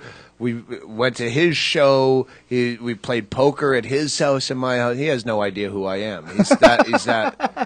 He's that gone. And if you're on the Stanhope Celebrity Deathpool.com and you're thinking about Jake LaMotta, thinking you're the first person to think of it, no. Bingo already has him and Joey Diaz. You're not supposed to say that. Why? I had fucking Ron Schock, and I feel bad about it. Did you? Ron Schock Is was Ron gone? Yeah, he died. Well, you win. But you this happy? is what happened. For full disclosure, I had my list. Every New Year's, me and Joby and Bingo, Joby started this. Like Deathpool, he started doing it for us. And then it's such a pain in the ass to keep track of. Like, okay, we have 38 people in our pool, and we have money on it. But You have 38 people picking 20 celebrities. How many fucking... So every day someone dies, Joby has to go through who had what. Like, he's a pain in the ass. So he decided to make this website that does all that for us. That's what Stand-Up Celebrity Death Pool is. So New Year's Eve that's when we break out our picks, and we all sit there like, ta-da, who'd you find? And another girl, Melissa Holden, in our town. And we were too drunk to do it New Year's Eve. So New Year's morning, I wake up, and Vince Fluke is a comic, emailed me, hey, Ron Schock has cancer, and we want to do a benefit. And so you immediately put him on your pool. We haven't released our picks yet. Oh, you son of a bitch. So do you feel guilty what about kind this? Of cancer? No, I did send him some money, and I promoted all of his shit. But Death Pool is Death Pool. It didn't affect the outcome of Ron Schock's death. But I immediately I took the Iron Sheik out. I put Ron Schock in, and now I'm 9 days away from fucking first place. Bingo's in third place out of 38. How much do you get for this? It's $50 a piece. I'll get $900 for first. Holy shit. So Dude, and then people are when like, is it over? People are like, we January thought we'd 1st? be in your death pool. I'm going to set up a fucking open illegal gambling fucking operation. No, if you want to gamble on your own, you do that. But you can't be in our death pool. Yeah, how dare you? How dare you, Yeah, strangers? you make up your own league. We just do all the fucking book work, which is why we were going to stop doing it, because it's that much of a pain in the ass. By the way, how beautiful would it be if this country was so free that you could have a death pool on DougStanhope.com and you could take a little taste? Oh, how so about that? what, How about you $12 billion everybody industry? in? Hey, we need to create jobs. Well, all the fucking illegal gambling is going to fucking UK, Caribbean, Costa Rica. Yeah, those countries are doing fine. Yeah, you fucks. With their fucking illegal gambling, and they're getting the $12 billion. That gambling is the one main one. Prostitution, you have the fucking Jesus and the fucking drugs and gambling. Everyone's doing it every. Meanwhile, it's available too. It's I just know. like drugs. You can go to the fucking corner store and you can play scratch tickets. You can gamble on something. Yeah, it's one of those. It's like swear words that there's kind of a benefit. There's a benefit in drugs being illegal because it's a black market fucking. Yeah. Okay, I don't have skills. I can't get a job. I have 3 kids. Oh, I can sell pot. If it were legal. You know what really drives me crazy? Sports gambling. The fact that sports gambling cannot be regulated. They can't figure out a way to just say, listen, if you're an American citizen, you have to do it in American soil. Just gamble on it. Let's cut out all the fucking Belize and Costa Rica shit. Let's just, look, you want to keep the economy strong? Let's have it inside America. Let's have legal gambling on illegal American servers that are on American soil. The taxes go to us. Just like government gambling, lotto, scratch tickets, only with a chance to win. And by the way, it makes it more fun. If you're watching a fucking football game and you have money on it, it becomes more exciting. I Even bet it's only $10. I bet on every football game on Sunday and Monday night, and now Thursday, and occasionally Saturday and Tuesday if the stadium collapses. It's the only thing that I miss about working for the UFC is I don't gamble in the fights. Really? No. Well, you could call me. I could. I have before. I hooked up Ari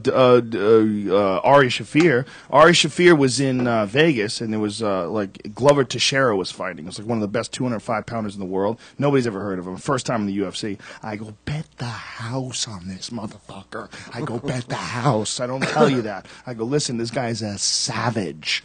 I mean, he's straight out of fucking Babylon. Bet the house. Bet everything. What happened to Joey Diaz's fucking great UFC YouTube picks? Yeah. He's busy. Joey Diaz is too busy. He's too got busy. The Church of What's Happening Now. His podcast is almost always in the top 10 of iTunes comedy charts now. Oh, I mean, he's I don't- crushing it. Joey Diaz can't go. I mean, you saw what happened when he went on stage last night. He can't go anywhere.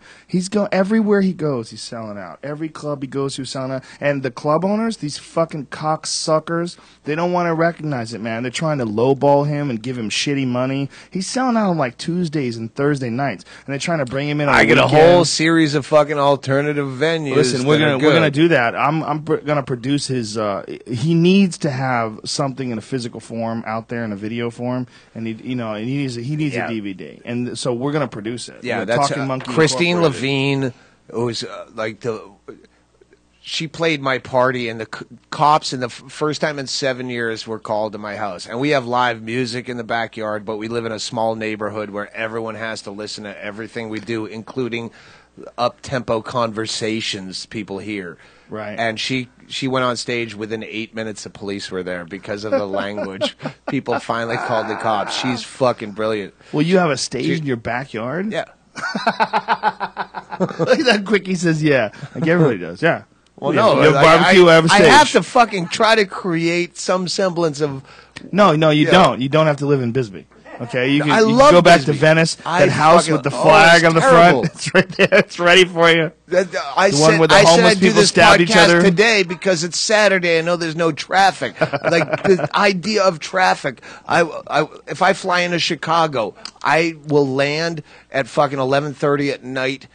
So I don't have to. I hate traffic more than it just makes me crazy.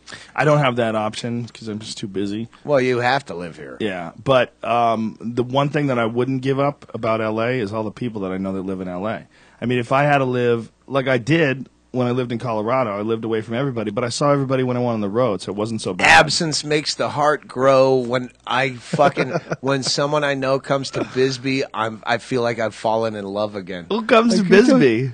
Like fucking Rouse and Henry Phillips. And We'll come. Next time we do a podcast, let's do it. you at no, Doug's don't place. don't We'll come. and You try. would hate it. I wouldn't. You hate would it. fucking. Why would hate you think I would hate it? Because you don't like to relax. I do You like to relax. You're wrong. I do. Really? Yeah. I can imagine you being so fucking bored there. No. Listen, I like to relax. I do. just like to sit around What fat makes- in pajama pants. I don't mind doing that. What would make you think that I don't like to relax? Just Because you like to do stuff. Yeah, but when I'm done, I like to relax. I do like to But there's relax. no doing stuff to get done from. But in my regular life, though, I like that. Like, one of the... I went... You could never do nothing for. I would challenge you to see how long you could do nothing like I do nothing. I can sit in the same pair of pajama pants on the same couch watching the shittiest television shows and doing absolutely nothing. Like For if how long? I get up, How many days?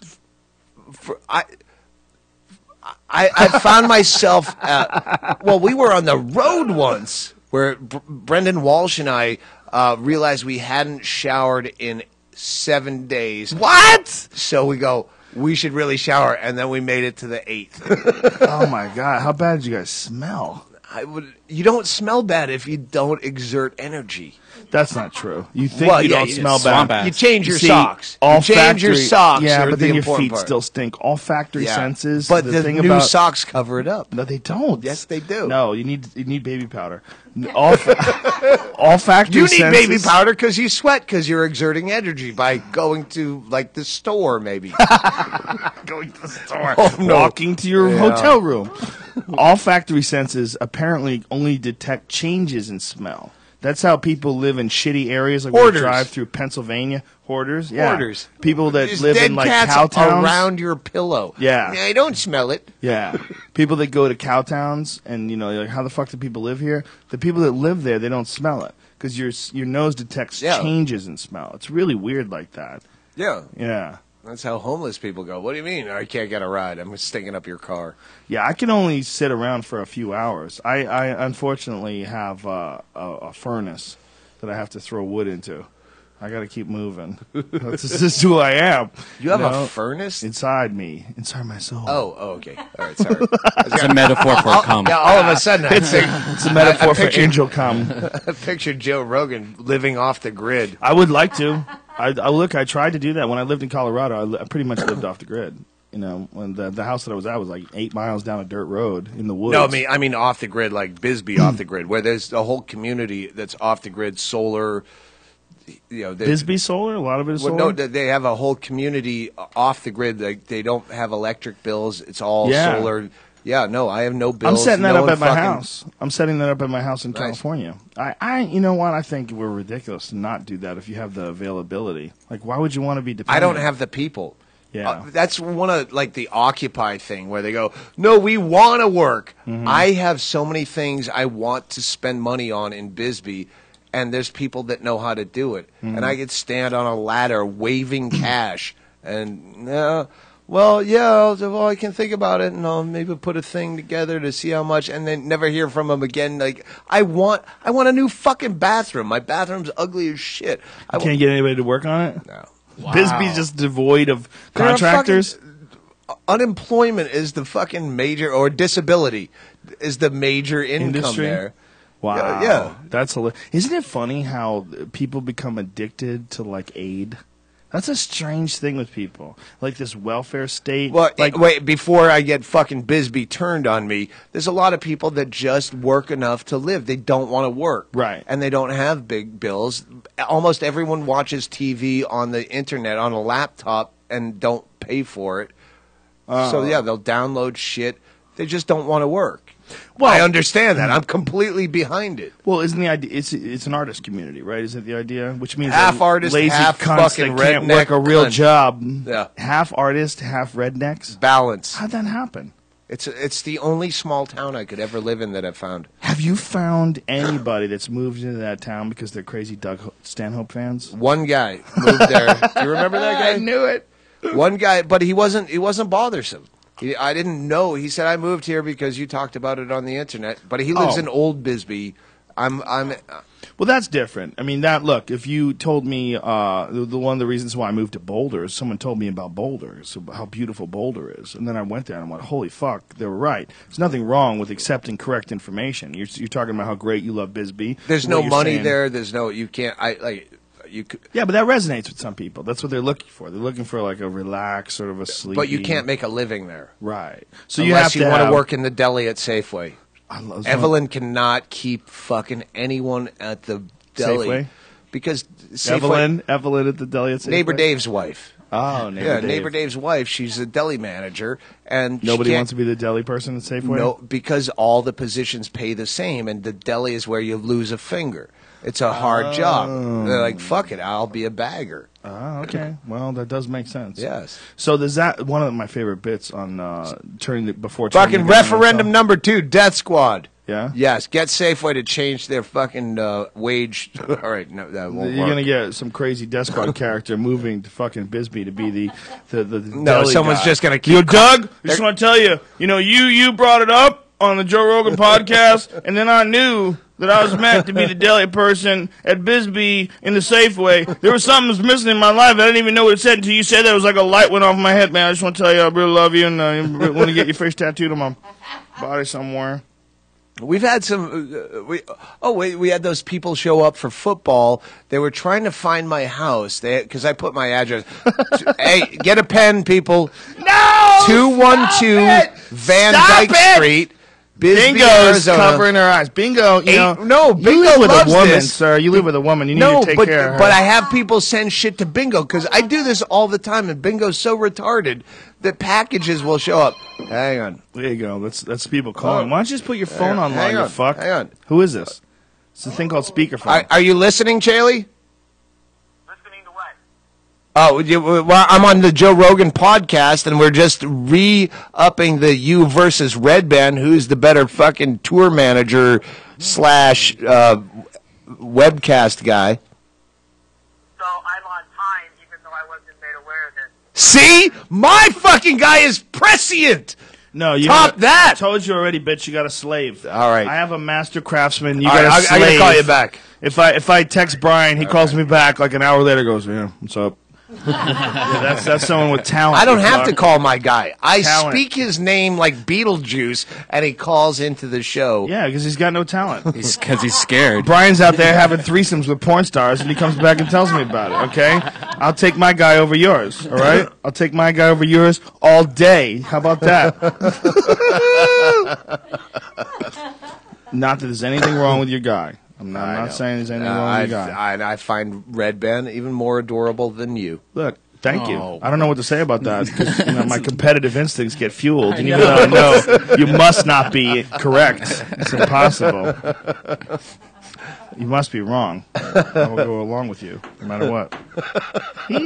What were we talking about before Chaley fucking chimed Probably in? blowjobs and bad teeth. Oh, your those people came to your house to watch. Oh yeah, someone was driving around trying to find my house, and it was during football, and they went to a local store in Old Bisbee and said, "Hey, do you know where Doug Stanhope lives?" And it's the wife of the guy that's always at football. They just happen to go into that store, and she's like, "There's a guy looking around for So your she address." calls. You doing the hand up to the face? Oh yeah, as if sorry, you're I did answering that. a phone I call? did the imaginary phone hand motion, and she's like, I go, yeah, fuck it, it's football.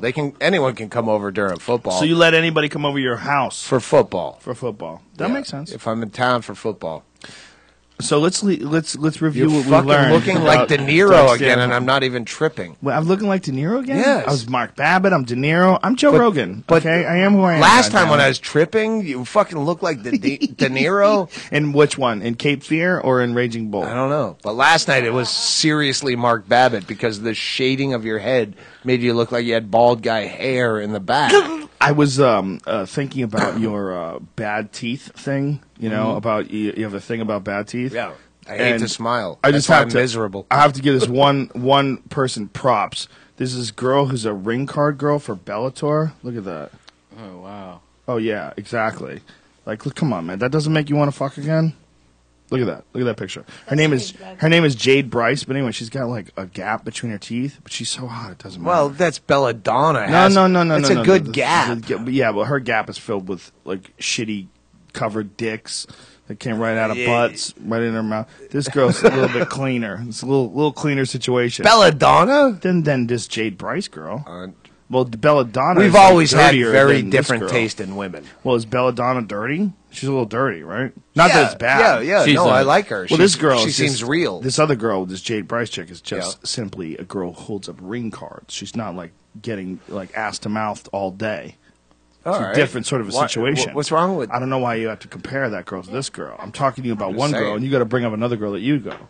It's like this is confusing. to me. I'm trying to give some girl some props that she doesn't fix her teeth, but she's got a ridiculous ass. Look at that ass, Brian. Please, can I get a witness? Yeah, that's a nice ass. That's about as good as it gets. Yeah, No, I don't like that ass. What? You don't like that ass right No, there? it's a giant ass. Shut the fuck up! God damn it! That's a where big- babies come I from. don't- That's No, an alpha babies don't come female. out of the ass. That's why you fuck them in it. No. That's that fat is there to protect the cells or something. Let the eggs grow. You must have a big dick substantial because qualities. an ass like that means I'm only getting half of mine in it because the other half of the ass is going to hold me up. It's like an anaconda with a metal pipe shoved through it. That's what it's like stuffed fat and tied off like a ham. That's what my dick's tied off like a ham with white string. Okay, that's what my cock's like. God damn it, we're all different, Doug Stanhope. Don't hate me for actually liking pussy. Jesus Christ. I like pussy. I've always had a different idea of what fucking beautiful is. Well, yeah, well, listen, it's all subjective. Beauty's in the eye of the beholder. Yeah. Right? For real. I mean, there's like a lot of dudes. There's websites dedicated to guys who love like really overweight women. They love like rolls of fat. And I think a lot of that also has to do with what you were first introduced to when you were becoming sexual. Like if you have a girlfriend, if you start dating, I'm not even talking sexual, attractive. Okay, what's the difference? Literally attractive. Like this attracts. Like you're stunning. There's something about you that I want to keep looking at. Right. As far as porn goes, jacking off. Yes, that probably ruined a lot of my sex drive. Is I was so into porn that, and it's never like that. It's never perfectly cleaned, trimmed, Right. Sanitized, chlorine. Unless you're smelling. partying with Brian. That's right. But yeah, when you're doing Another the Molly way. that smokes, then Another you don't way. care what it smells He like. wins over your guy once again. Okay, just one more time. God damn it! No, I know what you're talking about. Look, I had a girl when I first started dating when I was in high school. Had like very unusual feet. She had weird feet. She had like they were like kind of like. Are we talking almost jerking duck. off or just what you like? What you're sexually attracted stops to. and makes you, honey. Mm-hmm. That girl, I think, is fucking phenomenally beautiful Oh, yeah. because she's engaging, she's attracting. You see her.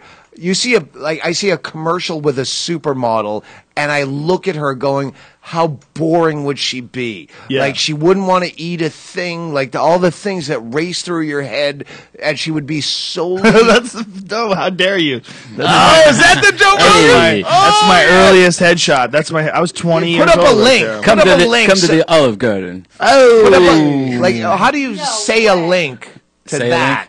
I'm just as tweet a it. fan Just put of it on the his Twitter. as a put it on your fan of the Twitter, show, bro. I get really upset Yeah, when you're yeah, doing yeah. stuff that only us are enjoying. Well, Red Band will put that on his Twitter, REDBAN, and you can see it. That is my 20. I was 21 years old. I was an open micer. That was my headshot. I had a nice head of hair. It was really nice. you were worried fat. about the hair. It was You got thick. me on fucking Rogaine for a minute. Like, Yeah, it's- I should have shaved my head a long time ago. It was like when I first started doing it, it was like so freeing. It was like it feels good. Your I love scar is rubbing it. not nearly as bad.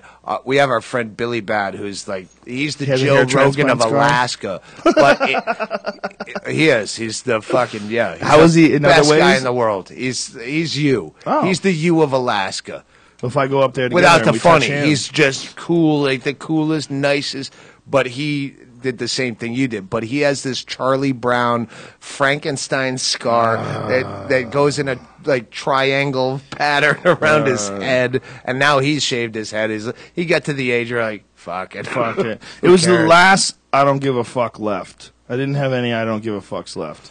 So shaving my head was the last I don't give a fuck. And when it happened, as soon as I did it, I was like, that was it. Jesus. And your scar to me, because like The only go ahead. you would talk about that for years about like your scar. Like I wish I could shave my head, but I don't want to because of the scar. It must have been like 3 or 4 years. And then once he shaved, it was like Brody Stevens' scar on his face that he always talks about and that I never see. It was like Brody Stevens crazy, where you're like, all right, I'm crazy. All right, now it's out.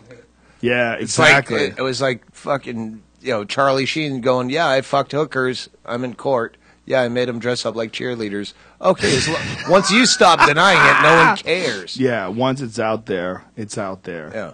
And until it's out there, it's always something you wonder. I fucking hate the baldness is like considered a disease on some levels. Where like kids with cancer, and we're gonna shave our head to give them hair. Like, wait, I don't have fucking hair, mine. So I'm supposed to be as embarrassed as a child. Like I'm some kind of ghoul to a child. That's funny. Yeah, I Fucking know. some healthcare will cover baldness. Like what? Yeah. I'm supposed to feel bad. I don't give a fuck. I know, right? It's a weird thing. Well, you know what? A part of it is, it's like a lack of control thing. If you don't have control over something, like eyebrows are important to people. You know why they're important to people? Because if they everyone else fell has them. off, if they fell off, you'd be like, "Where's my fucking eyebrows?" But if you shaved my eyebrow, my life wouldn't change at all, except for the fact that people would realize I don't have eyebrows anymore. They have no fucking purpose. And they wouldn't want to talk about it. I would That's just why the internet will Sharpie them in sh- like a Mexican gangbanger chick. A chica, come on, bitch! I'll stab you. I got you. The I was internet Mark will Herman. change how we feel about honesty across the board. I think it already has, hasn't it? Well, I mean, to the point where now you will be open about things because someone's going to say it about you on Facebook behind your. Oh, the guy next to me has the fucking weirdest eyebrows in the cubicle next to, and he's going to be. I'm going to hit on the chick in the cubicle next to me. Oh wait, she's talking about me. I'm the only one with no eyebrows. And then just people will be open about stuff. That whole level of politeness that has nothing to do with civility. It's not being rude. Oh, you have a flipper arm. What's that like? right? Like, Yeah. It's just actually asking Yes. a question. yeah, Yeah. of course, you're different. People are going to be intrigued. Yeah. Like, did you remember that? I don't know if you paid attention at all, but the Olympics, that guy that was running who had fake legs, was really running really fast. Yeah. So you got like these prosthetic, Yeah. like springy. But legs. steroids are illegal. But it's a right. Bionic Man, fine. Well, we had this guy on the podcast, Daniel Wilson. He's a robotics expert. He's written some books on robotics, and he was talking to us. He goes, "How long before the first guy cuts his legs off and puts bionic legs on. And when he said it, my whole body just went, oh! I think of that first. No, that's not what I thought of. I thought of the actual guy lying there with a tube down his throat, shutting him off while they're sawing his fucking legs off. And I was terrified. I literally like cuddled up with myself, like thinking about, I know someone one day is going to cut off their perfectly good legs for some fucking win a bionic medal. legs. Yeah. Or even if it's not to win a medal, it's just to have bionic legs. Recognition. And Ego's the not biggest even that. motherfucker. Not even if it's recognition, just the ability. How about if somebody? Okay, listen. What How if they fast come up- do you need to run in a Tell me- world full listen, of cars? Listen, Go ahead. let me ask you this: if they came out with fucking legs and these bionic legs allowed you to jump over buildings, literally allowed you to go Incredible Hulk style and just leap like a fucking airplane and fly through space. Why wouldn't you want to do that? But you would have to sit there while they saw your hip off and try to cut your bleeding off at the fucking arteries around your legs, the femoral artery, that if they cut that with a knife, it sprays out and you bleed out. I understand. One of the worst ways to die is getting shot in the thigh. Yeah. If you get shot in the thigh, it blows out your artery. You're dead. Yeah. You're just like That's how that guy from the Redskins. So was it the Redskins? Someone just died getting shot in really? the fucking thigh. Yeah. Yeah, getting shot in the thigh, car accidents. You don't have to back off like we're saying Sandy Hook because it wasn't overly publicized. Ha! Yeah, if it was overly publicized, we apologize. Somebody had something they put on Twitter that was so fucking poignant when that Sandy Hook thing was going on. They said 20 kids die in Connecticut, and it is a national outrage. And But horrific- 150,000 die from starvation? No, That's they the wrote one I retweeted. 1,000 die from drone strikes, and no one. And, Oh, yeah. and- Oh, and they maybe wrote that's the one I crickets. retweeted. Yeah. Was it? Well, I bet there was a lot of those. I mean, it wasn't Yeah. one person who made that obvious conclusion of the hypocrisy of the way we look at things. We have a really crazy way of looking at things that we don't look. There's a lot of innocent children that have died. because of Let me ask you drone this: strikes. as a father now, which I try to avoid that thought, not nearly as much as the idea that Joey Diaz is a father, which I actually did the calculations of today out front, waiting for you to show up. Is like, okay, got Joey Diaz in the death pool, but he's about to be a father. That's going to give him more reason to live. And I'm like a prognosticator at the horse track. Well, he's good on a wet track, but. That's funny. But you, as a father, did you feel anything about Sandy Hook? Like, I felt two things. One thing I felt is for the actual kid who did that. Emotionally. Yes. I'm talking emotionally. Oh yeah. I felt in two situations. One, I felt for the actual child that became that fucking monster that's gunning down children and, his mother and whoever else he killed, his teachers. I felt for that guy because you don't get to the point where you're showing up at a school and just shooting children unless you're in horrific pain. I don't know what was going on with him psychologically, and there's a lot of people that they really shy away from having any empathy towards someone who does horrific things, but everyone who does horrific things because they're in pain. There's no other way to do it. There's no other reason to lash out. There's no way that guy did that for the reason I would want to kill a lot of people. Mine Right. is completely out of logical, Yeah. sheer focused anger. You don't shoot a bunch Right. of children. Real eugenics, like the idea of eugenics, like just weeding out all the people that want to kill people, weeding out all the people who are sociopaths, weeding all the people who are psychopaths, which is what you do in any other natural ecosystem, whether it's with animals. If you have a bunch of animals and you have some goats running, and one goat keeps killing the baby goats, you shoot that goat, and then you don't have that problem anymore. But with human beings, this is like this ethical consideration of who this person is, and It makes no sense. it does make no sense. There does need to be some sort of a pragmatic, removing people like that from the population. But also, But we have here's to the- realize what takes a baby. When you have children, one of the things about having children that changed me is just the realization. Doug Stanhope made me smoke a cigarette last night. Are you serious? Oh, that's right. I took 2 hits off the goddamn he, cigarette. he choked like I did on his weed. Ugh, so gross. But it did give me I was totally head rushing. But having a child, when you have a baby, one of the things you realize is the massive responsibility that you have, because this is a bundle of potential that this child could turn out completely fucked up or completely beautiful and amazing. And I don't mean beautiful looking. I mean like the way they behave, the way they communicate with people, that people are going to be enriched and like their life is going to be better because they come in contact with this human being. But did not the parents of the Sandy Hook shooter have the same expectations of that child? Of course they did. But that's the Maybe. the hubris of parents thinking that because you're bright, you have control over your child. You can have the best intentions. This is what I did Todd Glass's podcast, and this whole conversation spiraled out of control because he was he wasn't understanding what I'm saying. Because you're a parent doesn't mean that you have any control over what your child's going to become.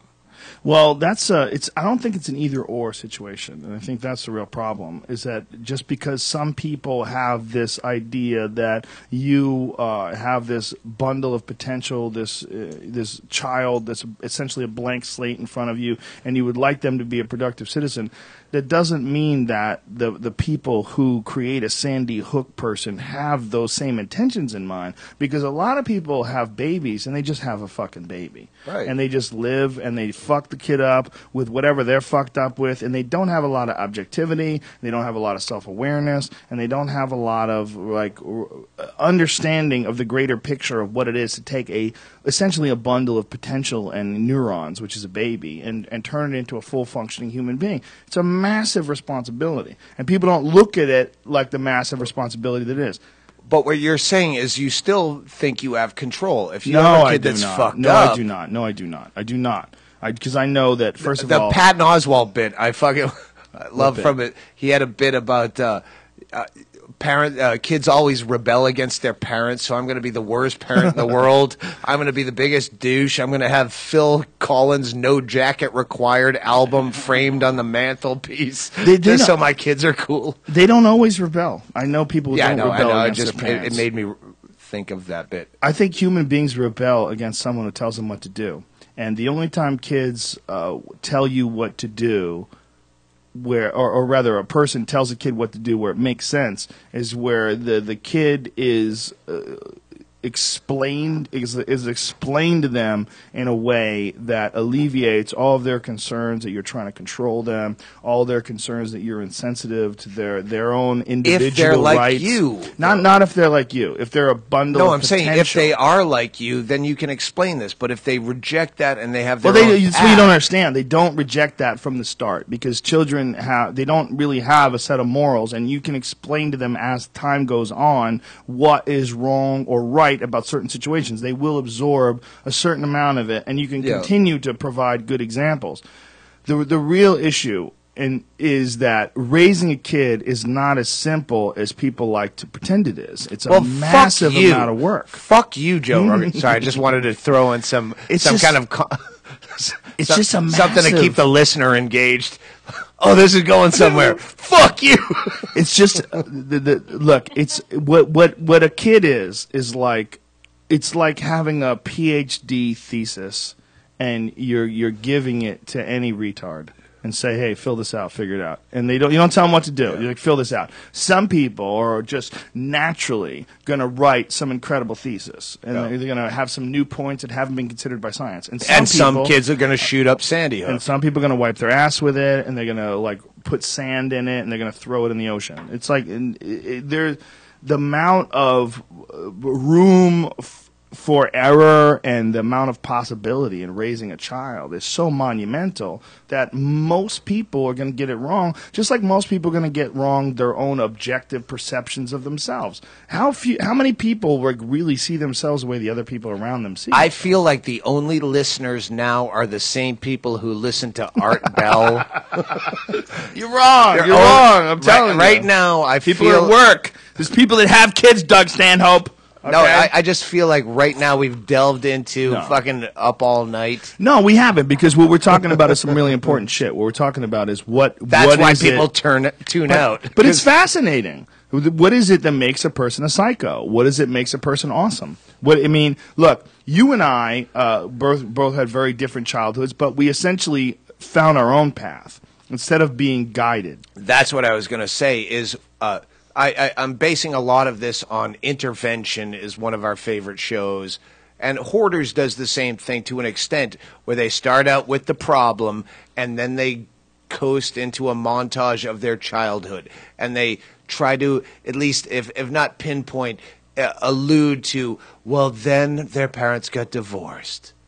And she missed her father. Or then she was then touched by heroin an uncle. became a comforting friend. But they try to find something in the childhood that's responsible, with no science whatsoever, Right. that is responsible for why now they're fucking shitting in a dumpster and a fucking crack And when pit. you say science, that's really important because it's purely anecdotal evidence. 'Cause if Exactly. You would have to take two It's people, as make bad them as live fucking astrology. two of the. It is. It absolutely is. And that's a very good point. The way you just said that. 'Cause I if you took really two would people, love to fucking meet Dr. Drew face to face. I would love to set that up because that was one of my favorite bits about that bit, that turning the gun on himself as well. It's like, you fucking nailed it. Like, what is your cure? And it's God.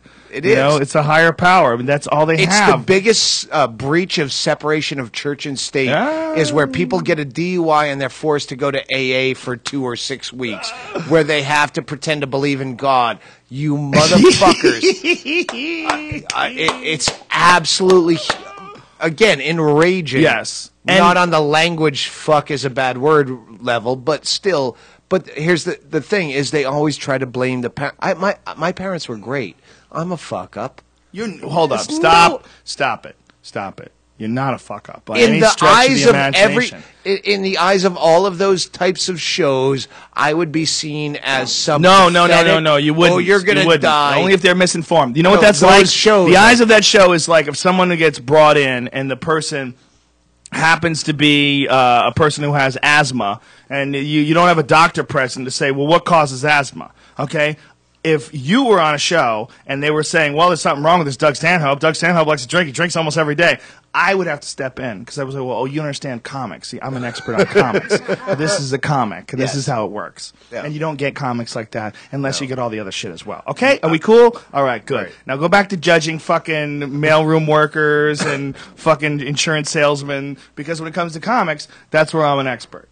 So you're not a fuck up. You're not a fuck up because you put out a good solid hour every year and a half, and there's only one way to fucking do that, okay? It's to do it Doug Stanhope style. The way you're doing it is the exact correct way to do it. And if you took those assholes and you said, hey, listen, I want to take time away from working at LA Fitness and being the guy who recruits new people to be personal trainers. And what I want you to do is I want to put together an hour of solid subversive stand-up material where you really analyze society's woes and break it down in a way that's not just going to be poignant, but it's also going to elicit a reaction out of people. It's going to make them laugh, belly laugh, howl. I want you to take points to the point where you think it's uncomfortable and socially unacceptable and go about 100 yards past that into some horrible place where you long for the moment where you thought that he was out of line in the beginning, which was 4 minutes ago. That guy can't do that. So that guy would be a fuck up if he tried to do your job. Yeah. You turned the forklift in the wrong direction and hit some cans. You need to be on intervention. Yeah. We got Stanhope, you missed 3 tags Doug Stanhope, in that hour. We got 7 You minutes should- to go before our recording turns into All a right. pumpkin. We've hit the 3-hour mark. All You're right, the yeah. shit, man. I wish you lived here, but I don't. Because every time you No. come back here, it's like Christmas. Exactly. When someone shows up in Bisbee, I hug them. Listen, this show that we did Bingo last night. Bingo said the other day, I'm ready to get out of. We were off work for 2 weeks, and she's like, "I'm ready to get out of town. Let's go on the road." I go, "We're gonna be on the road for a fucking one night for the Rogan thing, and we're gonna be." I can't wait to get back home. Right now, you can't wait already? I'm always fucking greener pastures, man. Everything I'm not in is better. But that's what makes you a comic, man. That's what people don't understand. They don't understand. We all have our own place in this crazy spectrum of life. Yeah. Your place is right there. Let me plug Super Bowl in Bisbee. You have to fucking get your own place. I already have fucking the houses are full. but you can stay at the Shady Dell. Well, you're gonna first of all, let's just plug the fact you're gonna let people come to your house and watch the game. Yes. Okay. Listen, we're putting this on the internet. 1 million people will listen to this. They're coming from I live everywhere. so far away. Oh no! I can't get I can't get you to come to my house. You just much haven't. less a crazy person. You say can't. That's incorrect. The correct is haven't gotten me. I will. The point is, I live so far away. Crazy people have to be really fucking crazy. And those are the ones you got to worry about. And they're coming. The point is, we have a show. Listen to this lineup. They're coming on donkeys. Fucking Andy Andrist, Christine Levine, Sean Rouse, JT Habersat, fucking someone I'm forgetting, and I'm hosting is Friday. Junior Stopka. Oh, beautiful. How many followers does he have? Let's check right now. When you said that, I was just about to check. Hold on 1 second. Go with all at the Bisbee Royale. Fucking best bar in Bisbee, brand new. Where is Junior Stopka? What the fuck? I just followed him. At Junior Stopka. Okay, hold on. So that's Friday night. The show is at the Bisbee Royale Friday night. Fucking 6 of my favorite fucking comics in the world. 1,350. We barely got him over 100. People listen to this shit later. You weak ass bitches. But there's more than there's thousands of them that are listening to right now. Who listens to fucking podcasts live? A lot I listen of people. to shit in the car. The hardcore freaks. All right. The hardcore freaks. Well, we have 53 at Junior Stopka. And they're really upset. They're really upset by your video quality. Well, they're probably all in fucking Iceland or New Zealand, and they're not going to see Junior Stopka anyway. Or so Alaska. They will. They will. They're traveling. They're going to come to your house. He's so fucking If you good. want to come to Doug Stanhope's house for Yes. Super Bowl, the address is 212 Van Dyke Street, like Dick Van Dyke, Bisbee, AZ 85603. And put it in your please, GPS. Put it in your GPS. But you're not please, staying there. Take you your can come meds. for the party. Take your meds. If you're coming, let me know, because my brother flies out from Rhode Island to do barbecue for people. He expects 80 people. If we're going to have fucking 150, yeah, let him know. Or don't eat. If your hands are sweaty, wipe them off before Here's you shake the deal. his hand. Friday night is the comedy show. That's a strong fucking lineup. That's a strong lineup. Saturday will be like local musicians at my house, and Sunday. Are you is performing Friday night as well? I'm hosting. You're not going to do a long set? You don't fucking host. You don't. Son of a bitch. You don't. I'll. You don't shit where you eat or exactly. sleep? That's nonsense. You need to do a goddamn set. If you're, I've done it twice. Yeah. When you have to see a town of 6,000 people and someone doesn't look at you in the eye, they look at you and then look down. Fuck Maybe them. they're just looking down, but in your head you're going, they saw my show and they hate me. Doug Stanhope, you have a mission. The mission is convert that town to the cult of Stanhope. That's why you don't work cruise ships. Stanhope Sausage Factory. What is it? The Sausage Crew? No, we're fucking Sausage Army is Death Squad Army. now. Okay. We're just a branch. It's a branch of Death Squad. We've been overtaken by Death Squad. Powerful Death Squad wins again, ladies and gentlemen. The Doug Stanhope Experience can be found at DougStanhope.com. You can follow Doug on Twitter, Doug Stanhope, at Doug Stanhope on Twitter. Thank you, Doug Stanhope. Thanks to Audible.com for being there for us, you dirty fucks. Chaley fucking crushes Red Band. I don't know what you're saying. Hannigan and Sussman. That's the Junior Del Santos fucking Cain Velasquez fight. Cain Velasquez. That's next weekend, you dirty bitches. Listen, I'm gonna be watching. It's over. From Florida while I'm fighting, of course. Are you going to be in Florida? Oh, your court hearing. That's I'll right. tell you If you in a get minute. free, come to you in a Vegas. minute. I'll hook you up. Thanks to everybody that came last night, and I think I speak. Oh, Chaley's coming to the Super Bowl. Are you coming to the Super Bowl? He's got shit to do. I have more important Lost. things to do. We had last night for real was probably like the greatest night of our We'll comedy do it career. again in Vegas. We're gonna do it again. We're gonna do Vegas. it again in bigger places and more. We'll do it again in Vegas. We'll do it again in L.A. We'll do it again in as many places as we can. Last night was amazing. I don't know what to say other than the shit that I say over and over again. I just couldn't be happier. I don't know how it all happened, but I'm happy as fuck. Thanks to Audible.com. To go to audible.com/Joe, get 30 free days and 1 free audiobook. It is a great service, and they are a great supporter of the podcast.